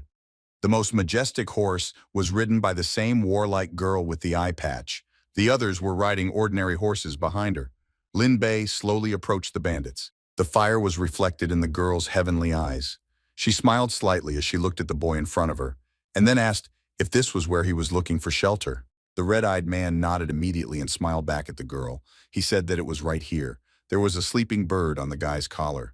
A few moments later, the girl was able to jump off her horse without burning her red outfit with black sleeves. Even her long hair didn't catch fire. The guy looked at her in surprise. The girl immediately ran closer to Lin Bei and pulled him towards her, hugging him. She cried out pitifully that this guy was a very good person. The girl tried to portray real tears and pity for him. The entire band of bandits who were behind her didn't even know what to say. Some decided to just close their eyes, others, along with her, burned with shame, insisting that they didn't really know each other. But the man was immediately removed from the girl. He blushed slightly, but looking at the robber with a tired look, said that if she had something to say, then she should cook more gently. The girl immediately tried to clear her throat in response, hoping that the atmosphere around her would stop being so awkward, even for a moment. But then the lady came up to the guy and grabbed his hand. Then she led him to the inn, saying that this was not a suitable place for conversation, and therefore they should go inside. Behind the girl stood two more bandits. They were sitting at the same table opposite each other. The lady extended her hand to him, saying that since they were refugees, she offered them to stay in Qingshui. The lady almost sparkled and dazzled with her snow-white smile. She closed her eyes and clapped her hands, saying that in that case, her people would take care of their resettlement. The red-eyed man, having heard the lady's answer, decided to cautiously ask if the girl was afraid that he might turn out to be a bad person. The girl with the sky-blue eyes jumped up from her seat, almost screaming that if she was able to capture the city, then she would definitely have enough strength to defend it. But the boy only forced a sarcastic smile. After a few moments, he asked what would happen if he said that he had insulted the Temple of Sealed Demons. The two bandits behind her, their eyes wide with emotion, stared at their boss's interlocutor. They almost exclaimed a question about what he had done. The girl asked again if the guy was serious and if he had really insulted the Temple of Sealed Demons. But Lin Bei, spreading his arms out to the side with a slight grin, calmly responded with the words that he had killed their best student as well as the local elder. The lady slammed her fist on the table. The lady was frantically looking for a way out of the situation. She should have kept her emotions under control, but fear was clearly visible on her face, especially in her blue eyes. She said that the Temple of Sealed Demons was located in eastern Xinjiang, and they were in southern Xinjiang. Their paws could not reach them, and besides, she could still handle it. But leaning closer to the lady, Lin Bei asked more quietly, looking at her slyly, what would happen if the sects of the scorching sun, inexhaustible swords, countercurrent, and also heavenly power joined them? The bandit didn't know what to do with herself anymore. It seemed as if she was already sweating coldly. The lady said that the scorching sun and heavenly power sects were in northern Xinjiang, and the inexhaustible swords and counterfire sects were in western Xinjiang. She laughed awkwardly, reminding them that they were still in southern Xinjiang. The boy stood up from the table and leaned against the wooden curtain that was supposed to hide them. Lin Bei smiled and then said that he hadn't expected the bandits to be so brave. The lady remained silent. But then the man's gaze changed in an instant. From relaxed, it turned into stern and tired. Lin looked at what was happening in front of him. It was as if lightning had passed him. All three robbers lay on the floor unconscious, and without badges, they were all frozen in a certain strange pose, exhaling the air that remained in their lungs. Looking at this picture, the guy decided to shake his hands against each other and then, wearily, said that he thought that this robber was brave. One of the servants decided to go into their room, but before him appeared a curious picture, as only one young man out of four boys still stood on his two legs and was conscious. The old man decided to ask the chief what was going on here. He was very worried and even scared. Lin Bei stopped the old man, making a sign with his palm, and then said that these people had fainted from fear. The boy asked to find people to carry them away, and they would send them to the local lord's house. The old man immediately agreed. The robbers came to their senses already tied up. Most of them looked beaten. Someone had a bloody nose, another had a swollen eye. Lin Bei walked proudly through the streets of the town. Behind him were the tied-up bandits and the happy civilians. The guy smirked slightly when he glanced at what was happening behind him. One of the couples who went out to see why there was such a crowd were clearly surprised by such an unexpected event. The man said that he thought they were ordinary refugees, but look at what they were doing. The girl responded in fear that this Qing Shui was too dangerous. They needed to run away, and quickly. Somewhere else, a plump woman sat on a throne. She had huge rings in her ears, and almost her entire head was covered in gray hair. Her lips were painted with black lipstick, and her eyeliner was neat. She was wearing a yellow robe. She said that Elder Zhao was dead, and there was nothing left of Zhao, not even bones. She asked if there was anything to tell anyone. Not far from her, also on the throne, sat a small child with greasy hair pulled back into a ponytail. He had pink eyes. Exhaling heavily, the child said that he, Tench Bi, must have more strength than they thought, otherwise Elder Zhao wouldn't have disappeared. The child turned to the woman and said that while he was settled in the south, they should intervene. However, the Four Borders tournament was about to take place. The old woman smiled kindly like a sweet granny. She said that it was true, and it would start very soon, but they had lost the body of the immense purgatory. Although in other sects there were still children with heavenly talents. The girl decided to put her hand with a black manicure on her knee, covered by a yellow robe. And then the woman stood up from the throne. From his robe came out various pieces of clothing. They all seemed to float next to her. The girl said that before that, Lin Bei should be discussed again.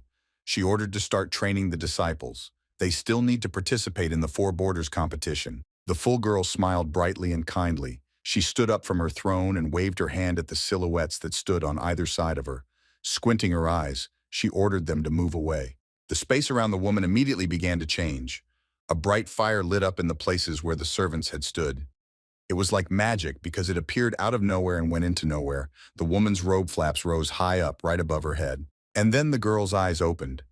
But there was nothing human about them. There was no longer a pupil or white color. They shimmered with black or red lines, as if the woman was under hypnosis. But moments later, she suddenly leaned closer to the ground. Her facial skin wrinkled, and then the woman bared her teeth, showing sharp fangs. The woman's eyes glowed bright red and magic rose from her hands. She screamed that everyone was annoying her and what was the point of keeping them at all. They couldn't even bring poor Lin Bei from the squalid sect. And after a few moments, there was nothing human left of her. Her eyes now resembled burning sewn-on red buttons. She reminded herself of the Four Borders tournament and then said that she would tear them all apart. Elsewhere, in the hall of the Heavenly Mercy sect, everything was much calmer. At least that was how it looked from the outside of the building. There was not a soul around the huge house, only the blue, clear and high sky was watching it. Si Ping-Chu sat on the throne.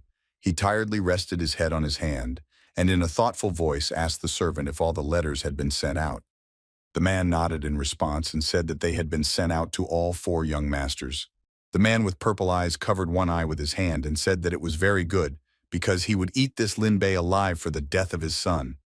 But then, he thoughtfully replied that in principle, it was not so bad, because he still had 4 children left.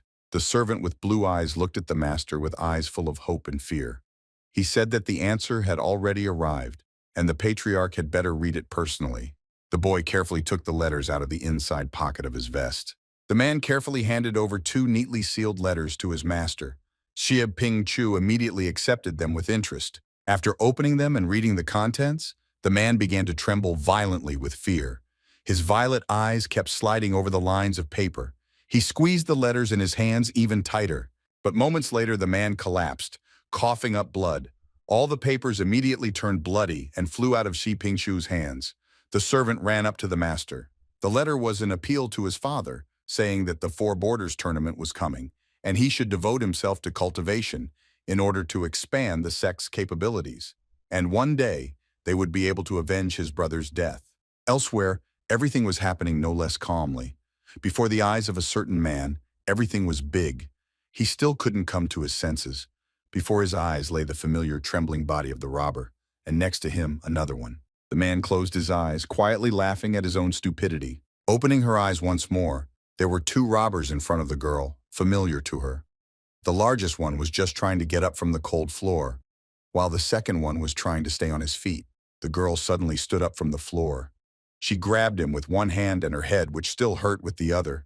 Her heavenly eyes were full of fear. Sitting on the cold floor, she thoughtfully said that she most likely had a nightmare. In front of the girl stood her two bandits. They looked at the girl with fear, and barely audibly at the same time asked a rhetorical question. What did they do? But then, the girl turned away from the two stupid guys and decided to look around the room they were all in. The girl with the bandage began to turn her head from side to side, fearfully looking around the room they were all in. The bandits around her were either sitting on the floor like her, or were barely standing on their feet. Exhaling heavily, the lady with the bandage patted her chest and exhaled heavily in relief.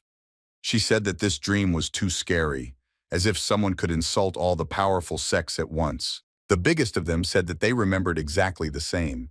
Someone thoughtfully rubbed their chin from such news. Someone smiled like a fool, and others thought. A terrible realization came to the girl. Her mouth opened wide, and cold sweat began to flow from her eyes. Her eyes were wide open, and her pupils were narrowed with fear. The very first one to react after the girl was the tallest man, who had only rubbed her chin before. And then they all had the same reaction. The other man nearly screamed in horror, his eyes wide. The third bandit clenched his jaw. He couldn't move for a few moments from fear. Cold sweat slowly dripped down his face.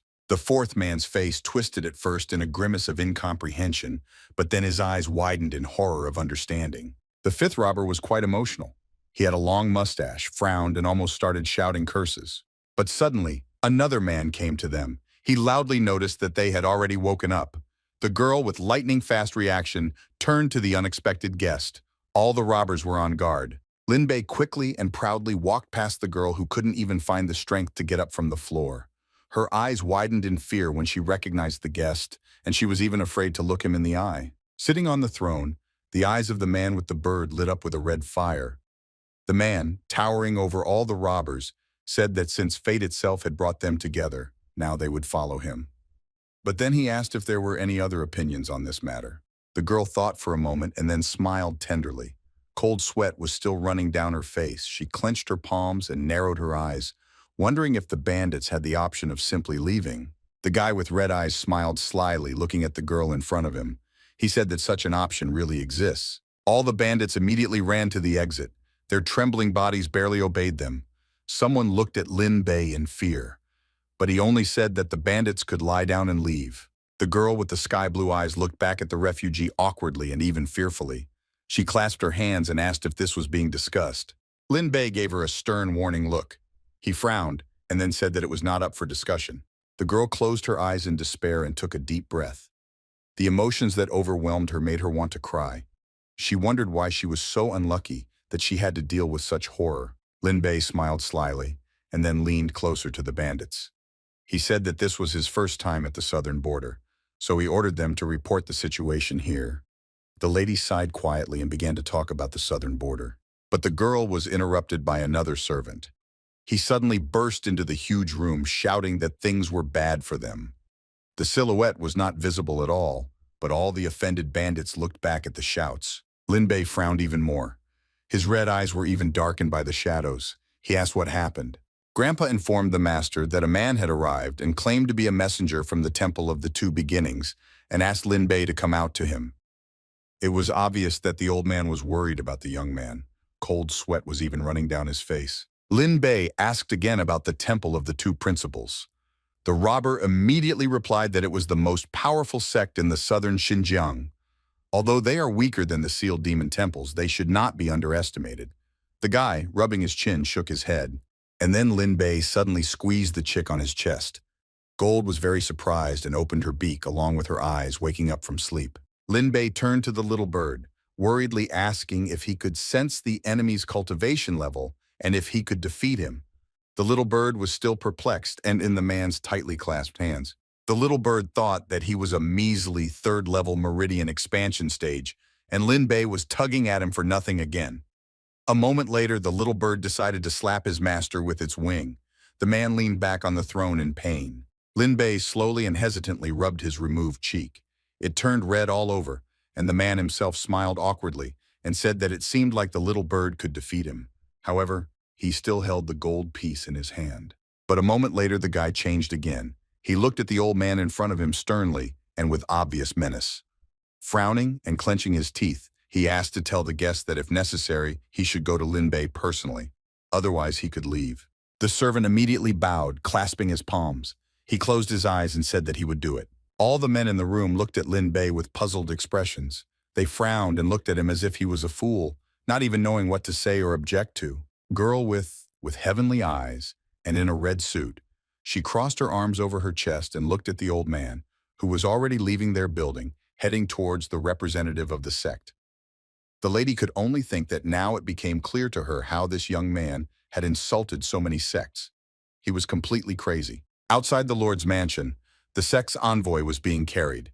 He was sitting in a wooden carriage, carried by about 10 people, and another 10 were walking behind him. He was flanked by 2 men in special clothing. A long-haired man sat in the carriage.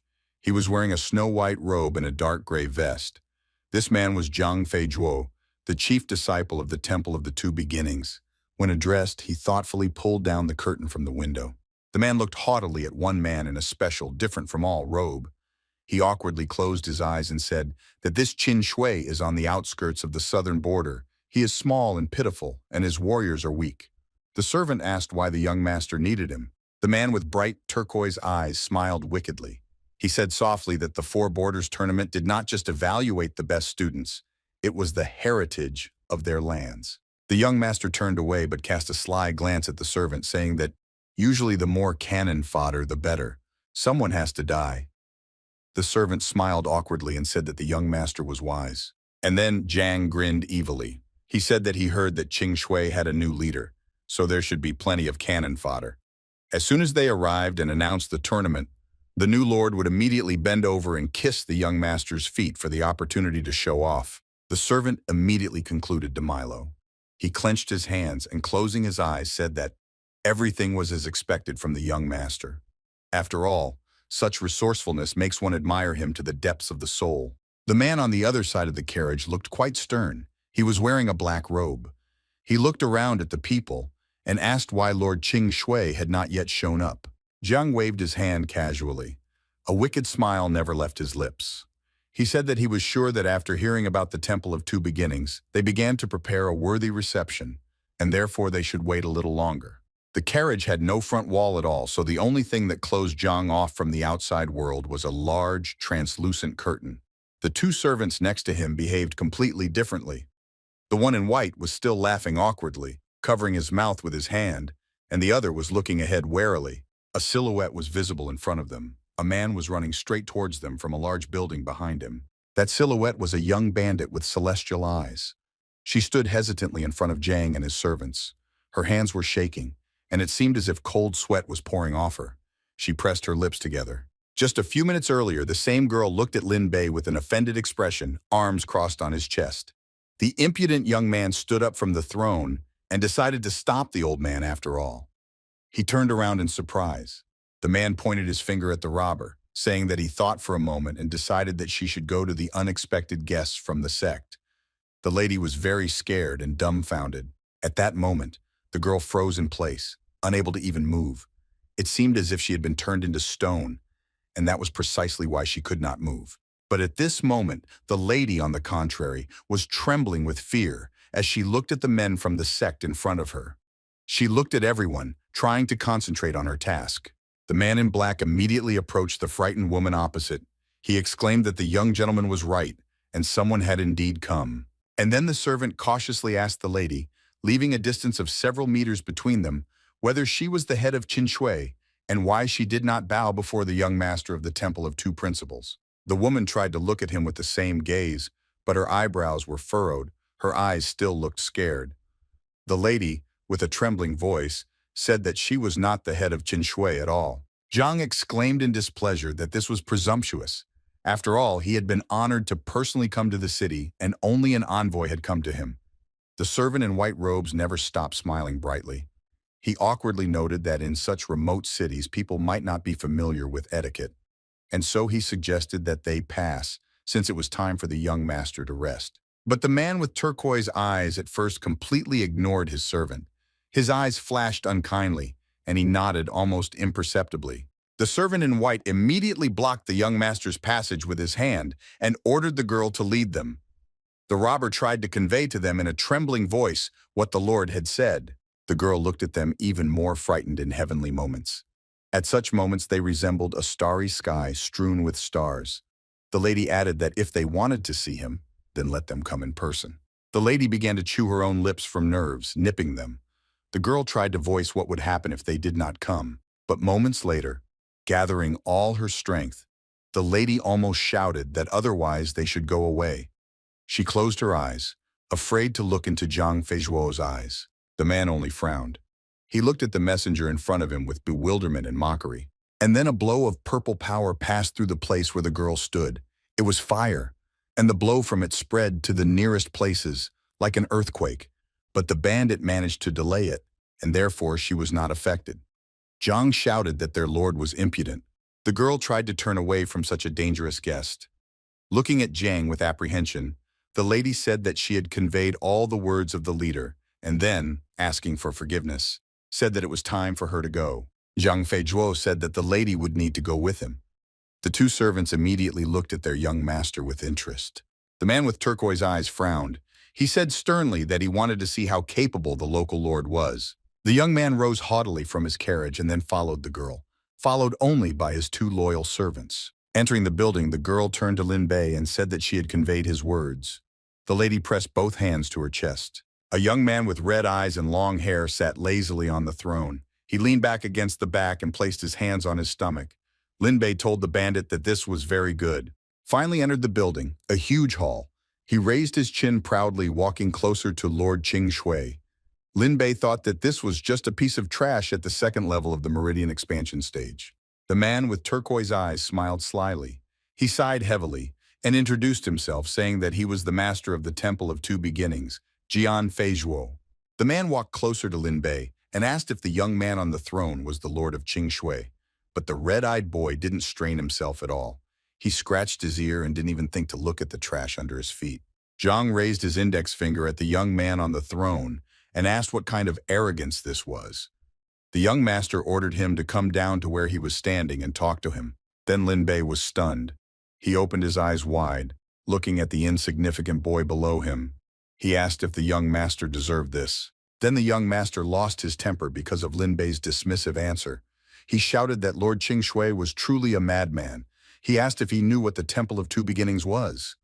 After all, he could destroy his entire town with just a wave of his hand. A moment later, the young man with the chick on his chest sternly glanced at him with red eyes. He tensed up, put his hand on his knee. Lin Bei said that he could risk trying. Zhang Feijuo's face twisted into a grimace of disgust. He closed his eyes, trying to console himself with the thought that he should act more calmly. After all, it was clear at a glance that this was just an ordinary peasant, and Lin Bei had no idea how powerful the Temple of Two Principles was. The young gentleman exhaled heavily, realizing that he needed to remember his goal for the first time. Opening his eyes, the young man looked quite calm. He raised a lecturing finger up, addressing Lord Qin Shui. The young master enthusiastically said that he had come to bestow the greatest opportunity. The Four Borders tournament was about to begin. A man is allowed in Lin Bei City. Bring warriors to their temple to participate in the competition. The red-eyed boy opened his eyes wide. They were clearly filled with excitement. He asked again about the Four Borders tournament. Zhang Feijuo spread his arms out to the sides, smiling wickedly, and then replied that if Lord Qin Shui's warriors distinguished themselves, they would be able to achieve unprecedented heights. Lin Bei almost immediately said that he would participate in this tournament. He rested his head on his hand again. The young master said that this was very good, and he believed that the Lord was aware of the current bodies. But the Lord interrupted the young man. He said that he would not represent their temple of the two beginnings, but the temple of Qin Shui. Zhang clearly did not expect such an answer from the lord of a small town. He was very surprised, not even knowing what to say. Lin Bei looked at the man below him with a smile on his lips. He asked if the young master thought that the lord would become cannon fodder for the other side. The servant in white pointed his finger at the lord. Magic began to appear around him. Bright red fire surrounded the servant, moving after his hands. The man shouted that this was unheard of impudence. After all, his young master, a virtuous man, had personally come to give them the greatest opportunity, and they were being impudent in response. The servant said that they had no shame at all. The servant in black robes crossed his arms over his chest. He looked sternly at the man in front of him. A bright fire was circling around him in the same way. It wrapped around the servant's entire body. The same one asked the young master to kill the Lord because he was too impudent. The young master no longer wanted to hide his anger and disgust towards the Lord. He looked sternly at Lin Bei, and then said that since the boy was so eager for death, Jiang would grant it to the Lord. Two fireballs appeared from the young man's hands. They were long and fast, and therefore in a matter of moments they were already far from the young master. The two servants who had been standing on either side of the young master also charged into battle, saying that it was time for the Lord to die. Bright flames swirled around their bodies.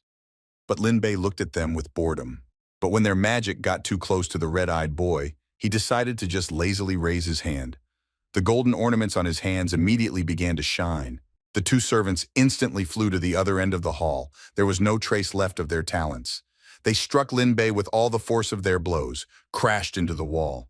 Jiang Feizhou turned around in surprise, looking at his loyal servants. Lin Bei looked at Jiang mockingly. He smiled broadly, asking if he wanted to help him and kill him at the same time. The man waved his hand. The young master turned to his opponent. Jiang looked at him sternly, and then said that he had managed to conquer Qing Shui, and he really had some ability. So young, but he had already reached the second stage of meridian expansion. Lin Bei was quite worthy of the master's helping hand. And then the man stamped his foot a couple of times. Purple patterns formed on the floor with his feet, and there were snow-white convolutions on them. It resembled a dance of smoke. But after a few moments, Jiang stood on the image of Yin Yang, and next to him was a circle of purple magic. It towered, creating impassable walls. The girl found herself in the walls of the young master. He said that his palace, Liang Yi, had the best formations. Another circle appeared on top of the man with turquoise eyes. He crossed his arms behind his back and said that this formation was called the yin-yang of heaven and earth. Jiang smiled slyly and insidiously. He informed Lin Bei that even if a third-level meridian expansion stage expert was caught, he would be locked in this formation, unable to move. Then the young master walked towards Lord Qin Shui on the throne. He smiled like a madman. His polite tone of voice changed. He said that he would not kill Lin Bei right away. After all, he would first break every bone in his body. The young master wanted him to bear responsibility for his insults. But Lin Bei only let out a tired sigh as he looked at the threatening young man in front of him. He rose abruptly from the throne, leaning on its armrests. The man thoughtfully asked whether Jiang was mocking him or not. The boy with turquoise eyes was stunned. He opened his own eyes wide in bewilderment, incomprehension of how this could be. Jiang raised his index finger at him, loudly asking how the Lord could even move. Lin Bei was slightly surprised by the young master's violent reaction. Jiang's magic approached the Lord's feet. Purple light enveloped all of his shoes. Lord Qing Shui said that there was one simple way to break the formation, but after a few moments there was no trace of magic left. Lin Bei's magic was able to drive away all the talents of the young master in a second. Now only lines of fire emanated from the red-eyed guy. He smiled weakly, but contentedly. Jiang smiled again as if he was mad. His eyes lit up and turned red, but he smiled widely, showing his snow-white teeth. He called Lin Bei a good guy because he was good at creating a formation. He admitted that he underestimated the enemy, but in that case, they would find out about it now. Suddenly, Jiang's physique began to change. It became stronger with each passing second. More muscles grew on his body, abs, and the man himself grew in height. At the same time, the guy did not stop smiling and clenched his fists. The man ran towards his opponent with inhuman speed. It seemed as if lightning was even coming from Jiang. He said that the Lord had the honor of dying at the hands of the master assassin with 7 bodies. Towards Lin Bei. They were exact copies of the young master, only with more muscular bodies. They all smiled brightly as they surrounded Lord Qing Shui and were about to kill him. But Lin Bei didn't seem to be tense at all. On the contrary, he smiled slyly, and then his red eyes lit up with mad excitement. The man kicked one of Jiang's spears hard in the head. The other one was stunned for a moment and staggered back. He pushed his head down to the floor, pressing his shoe right into his skull. He almost screamed in pain as he fell to the floor. The stone floor began to break under him. Lin Bei did not stop smiling for a second. He looked at his opponent with a haughty gaze and asked if the young master wanted to tear him into pieces with such a small ability. Jiang was lying deeper than the shards that were scattered on the floor. The man was trying to catch his breath.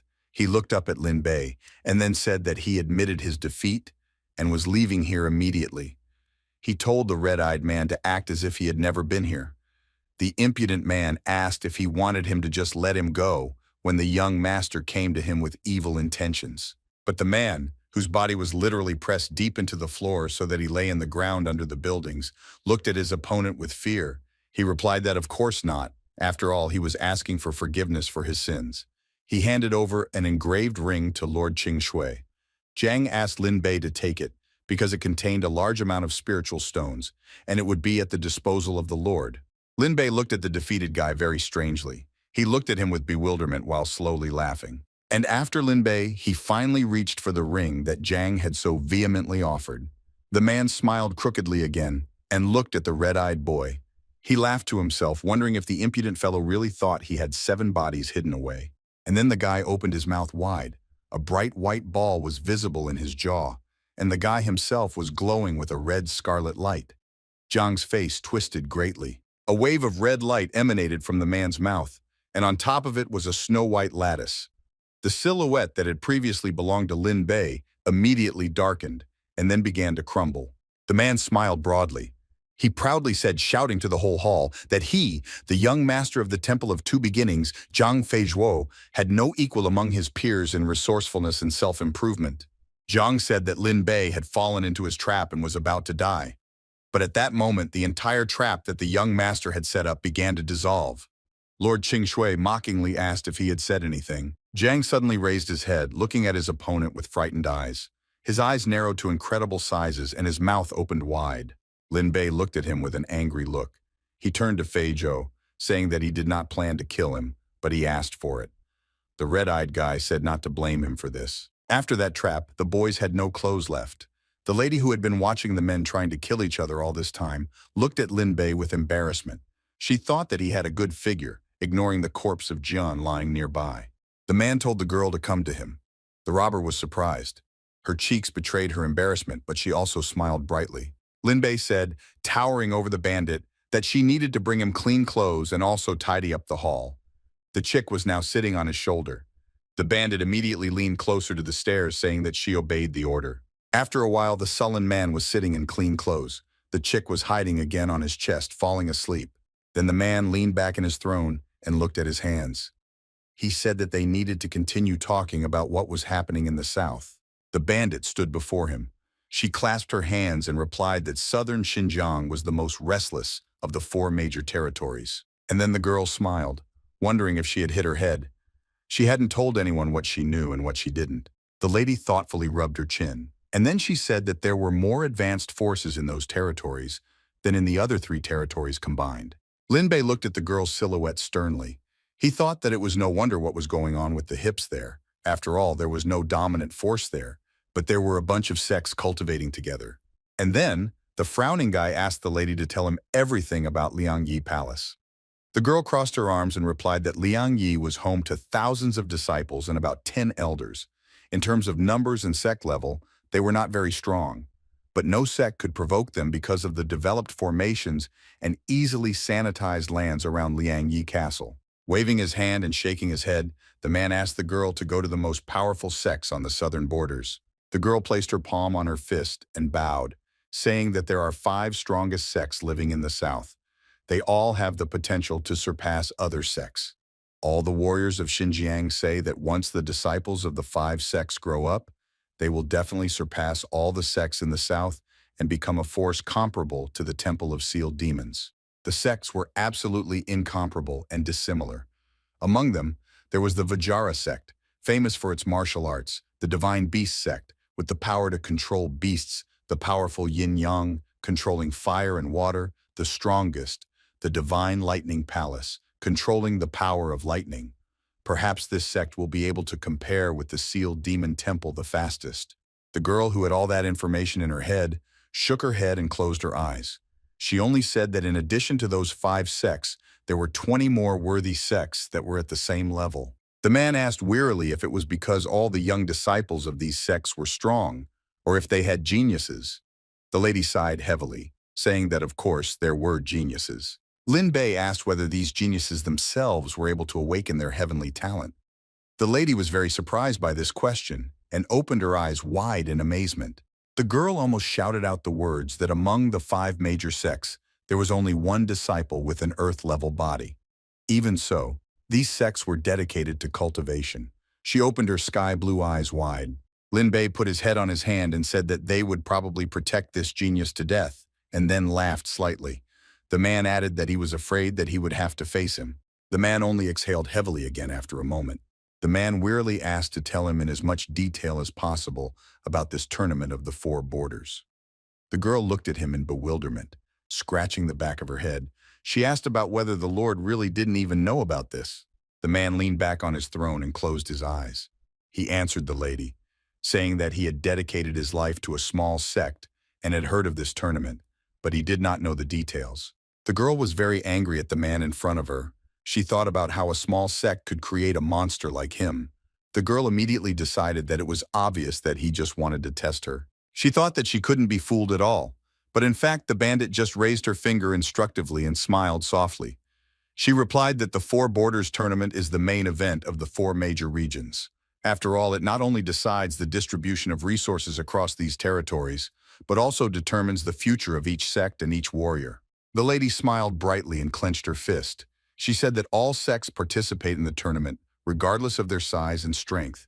If a lord reaches the end and enters the top 10, he can obtain the treasures of the 4 regions distributed by place. The bandit said that if Lin Bei could enter the top 4, these 4 sects would be able to gain the support of the founder of the hidden world. He was a sweet grandpa who extended a helping hand to the strongest sects. The lady added that the most outstanding disciples would be able to enter this hidden world to gain experience, improve their level, and find the path to immortality. At that moment, the chick decided to cough. Water almost flowed from his beak. He heard the conversation of 2 people and thought about the path to immortality. Indeed, it seems that he is not afraid of anything looking at their life. What to say about immortality if at least he managed to touch a particle of it, and that would already be wonderful. The little Goldie started to bite the man's shirt. He tried to wave his hand to stop the little bird. Lin Bei annoyedly told the girl to continue. The chick, who had already been squeezed on the cheek and left a small wound there, tried to cover his face with his wings. He thought that his whole face was swollen. But fortunately, in this form of a bird, he need not fear injury. The lady smiled awkwardly and kindly offered to tell him about the 4 Borders tournament. The girl waved her hand decisively. Her expression immediately changed. It became stern and faceless. The lady said that the 4 Boundaries tournament is the inner meaning of the sect. This is the warrior of the sect. This is more than the wisdom and courage of the sect. The girl raised her gaze up instructively and looked at Lin Bei with a menacing gaze. She said that the tournament is divided into 7 rounds. The first round is the Hunling Forest test.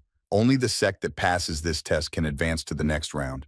The man moved closer to the girl and asked what the Hunling Forest was. The bandit replied that Hunling Forest is a place where 4 territories intersect. It is very strange. For example, there may be a beast with thick blue fur and paws with snakeskin. It is said that it belongs to someone from the hidden world.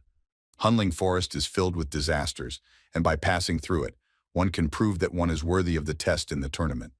It can be said that this is the initial stage of selection. The lady with blue eyes bowed her head and said that accordingly the number of people here is decisive. There was once a case when the head of the sect accidentally died. The man smiled brightly as he looked at the bandit. He said that the Temple of 2 Beginnings wanted them to join and simply become their cannon fodder. The girl put her hand to her chest, decisively saying that after passing through the Hunling Forest, the round of battles would begin. The bandit said that each sect must send 11 disciples to participate in the competition, and only the winning side can advance to the next round, and so on until the top 10 sects are selected. After the top 10 sects are selected, there will be a final battle to determine their ranking. The principle is simple. It can be explained even by simply drawing. The man's eyes widened in surprise, but the awkward smile was still strong on his face.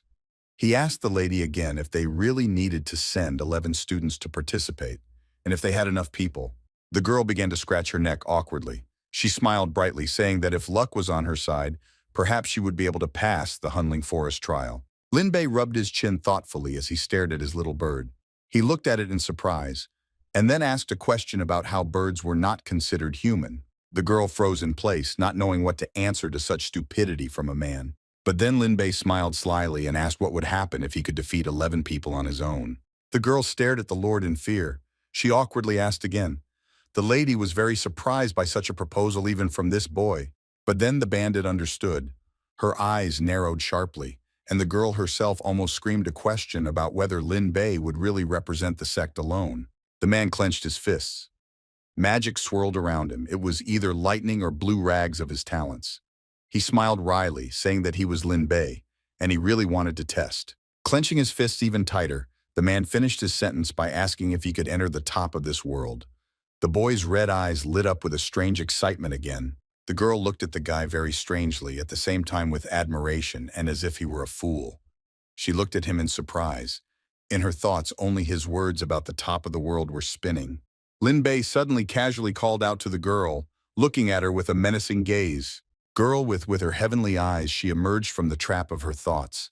She opened her heavenly eyes wide and stared at the man. The red-eyed man exhaled heavily and then rolled his eyes. He told her not to stare too much and then asked how much time was left until this tournament. The girl blushed slightly at this remark, but then said that they still had about 7 months. It would take a month to get from Qinshui to Hunling Forest, so they had another 7 months to train. Lin Bei began to rub his chin tiredly. He thoughtfully said that the lady was talking about 7 months, and then briskly said that this was quite enough. He ordered the lady to tell in a similar way about the current state of the city, describe the population, the number of warriors, the city's available resources, and so on. The girl turned her eyes away from the guy, offended, and replied that their Qingshui had turned into a devastated shell of lies. There were no more than 1,000 people in the city, and there were almost no warriors except for those he had brought. As for the city's resources, not to mention food for training, there wasn't enough even for the daily maintenance of the same 1,000 people. The man let out a disappointed sigh, saying that Qingshui was much poorer than he had originally thought. The robber bowed her head, closed her eyes, and said that no one cared about this town, and besides, the robbers had scared many away. So now everything is hard. The man smiled mockingly and clenched his fist. He said that the robber woman knew that everyone had run away because of her. The girl's eyes lit up with an idea that had suddenly come to her mind. She said sharply that she had one way. The girl raised her finger instructively, and the man told her to speak. The girl took out a huge piece of paper, which was covered in writing and even rolled up. The lady smiled brightly as she pointed at it. She told the leader to look at it, because although the lands of Qinshui are not fertile, there are bandit camps in the surrounding mountains consisting of many warriors. And although these camps are not rich, they are even better than their Qinshui. The guy asked if the girl was hinting at a robbery. The man's eyes lit up, as if bright stars were shining in them. The girl closed her eyes. These stars reached even her. The lady shook her head positively. Lin Bei said that he was a noble man who wandered between God and earth. How could he do something like robbing? It was as if the guy himself was turning away from his own light, even closing his eyes so as not to see it at all. The lady instantly felt uncomfortable and awkward.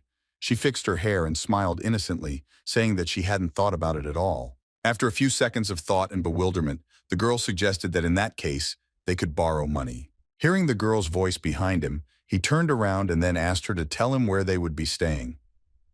The girl replied that the closest bandit camp to Qinshui was the northwestern Black Bear camp. They would go there. The journey would take no more than 5 days. The leader of the Black Bear camp was at the second level of the pulsation expansion stage, and he had more than a dozen subordinates under his command. The man came down from the throne and walked out of the hall. He said that the matter was urgent.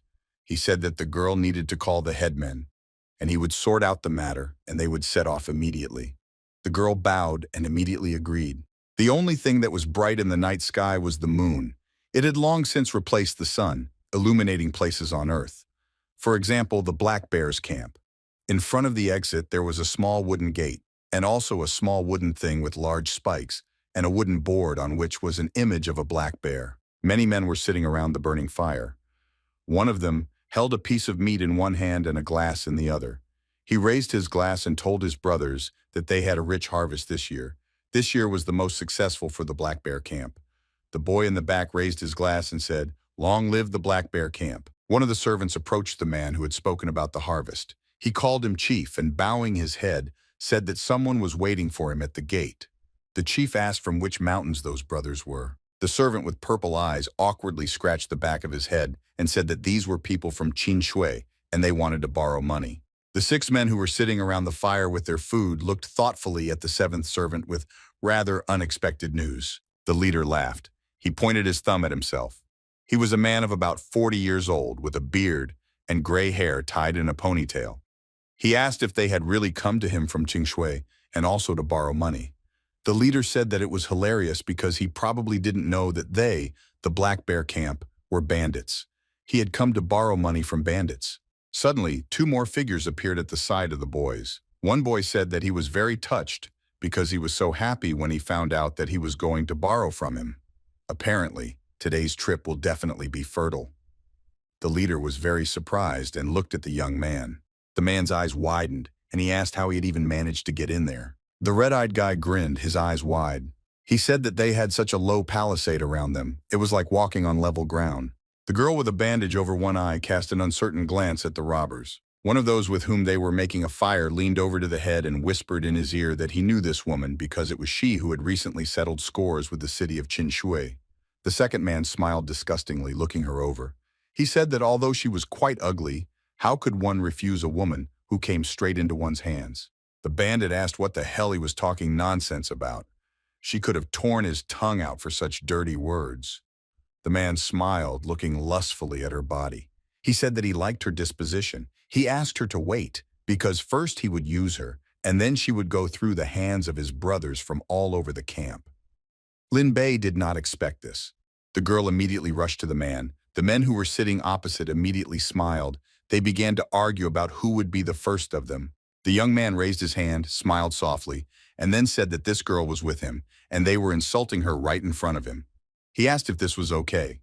The boy suggested that they apologize first, and then lend them some gold, and then they would part ways. Lin Bei asked how they felt about this. The head of the house had a nasty smile on his face for a moment. He asked what the handsome guy was counting on. Did he really want to play her protector? Lin Bei looked around their camp with pity. He let out a heavy, disappointed sigh, and then asked if they were taking him lightly because he was too kind. He scratched his hair awkwardly. The man clenched his fists and looked at them with determination, his scarlet eyes. He said that he wanted to talk calmly, but since it was pointless, he would have to fight. All the men immediately jumped up from their seats. They shouted taunts about the fact that they could watch this handsome man fight. Several fists of men from the camp had already tried to hit him and swung their fists to harm him, and then the girl. The boy opened his eyes, mockingly looking at all the hands reaching out to him. He laughed, saying that this was all childish fun. The guy didn't even have to move. With the help of his 6th talent, he was able to throw all those who tried to harm him high up. The blue rays made it so that they were thrown into the fire. All 3 bodies of men lay next to the fire. They had escaped unscathed after all. But the leader was not at all beaten, but quite whole. He picked up a huge iron bat with spikes. The leader grinned and then said that the handsome man dared to hide such abilities. But now he would personally teach him a lesson. The man tried to hit the boy on the head with this very bat, saying that the handsome guy would get it. He opened his eyes in fear. His veins were showing. Bei's head that broke, but the bat. A huge crack formed in it, making it completely unusable. It seemed as if even the headman's pupils had turned red. Cold sweat was almost running down his face. He asked rhetorical questions about how this could have happened to his equipment. The man looked at the bat with hope and admiration. He mockingly asked why such a wonderful weapon had shattered into pieces because it was such a huge tragedy. And then Lin Bei pressed him. He grabbed him roughly by the jaw, almost twisting it. The leader immediately bulged his eyes, saying that he had lost this time. He asked to spare him, and he would give everything that the Black Bear camp had. The boy's hand immediately left the bandit's face. Lin Bei said that he even liked how arrogant he was at first. He ordered him to hurry up and order the people to bring everything. The frightened leader turned his gaze to his opponent's palm and immediately agreed with his words. The robber shouted over his shoulder to the servant, asking if he was still not coming. The boy with purple eyes looked at the 2 men. Was brought to Lin Bei on a plate. It even glowed. The guy asked incredulously if that was all and whether they hadn't even hidden anything. All this time, the man was sitting on the back of the leader, who was lying on the sharp rocks. He said that they would not dare to do such a thing. Lin Bei looked at him with apprehension. The man then decided to leave the Black Bear's camp. He said that in that case everything was fine, and they would go. They had a good place here, there was potential. The chief was just trying to get up. The boy and girl were about to leave the camp. Lin Bei said that he hoped that they would continue to develop, and when the opportunity arose, he would visit them again. The bandit stared at the boy in surprise. When the leader was sure that they had left, the man immediately shouted that he had never been humiliated like this before. Let the people send word, gather the brothers. He said that he would destroy the city of Qinshui. The man knelt down, unable to rise. The eye-patch girl asked her leader why they didn't just destroy the Black Bear camp since Lin Bei was clearly not a kind person. The long-haired man smiled and said that he was still kind. The man looked at the lady and said that he would ask her what they would do if he left them alive. The robber immediately replied that they would definitely take revenge. They would gather all their people and definitely attack Qingshui. The robber said that the attack required a lot of effort, and if they waited for the Black Bear to make the first move, their work would be easier. The stars in her eyes lit up again. The man smiled brightly and replied that the girl was promising. But there was one caveat. They had borrowed money. The man raised his finger instructively. In the city of Qinshui, in the same main building, the sun was shining brightly. The high sky illuminated the entire space. There was not a single gray cloud in the sky. The red-eyed man sat on the throne again. He looked at his own hands with sadness and said that 5 days had passed, so why had nothing come yet? The girl spread her arms wide and said that the resources taken from the Black Bear camp were distributed throughout the city. She advised the chief that action should be taken. The man stretched sleepily and then said that they would not wait any longer. Now they would have to act. But suddenly a grandpa with a mohawk burst into their room. He called the head, shouting loudly about it. The old man had purple hair. He started repeating the same word, which meant that everything had arrived. The man smiled widely. Lin Bei perked up. He asked enthusiastically how many there were. The girl tried to cover her own smile with her hand. In the girl's eyes instead of the sky. The man in front of her kept saying that there really was a lot of them there. The man with long hair looked fearfully at the robber, whose eyes literally glowed with stars and sparks of joy. In another place, not far from the city of Qinshui, 3 people were walking. One was a tall, adult man with a beard that was tied into a braid, and he was carrying a huge knife in his hands. Behind him was a young guy with a fan in his hands. He had long, snow-white hair, and also a girl with chestnut hair and roses in it. Suddenly, another man appeared behind them. It was the head of the Black Bear. He came closer to the man with the pigtail and said that today he would skin that scoundrel to calm the hatred in his heart. The man had a black patch over one eye. He held out his sword and told him not to worry, because their 4 camps were connected by blood. If they insulted him, they insulted them too. The man with blue eyes snapped his fan shut and told him not to worry, because soon they would leave their camps to leave only ashes in their place.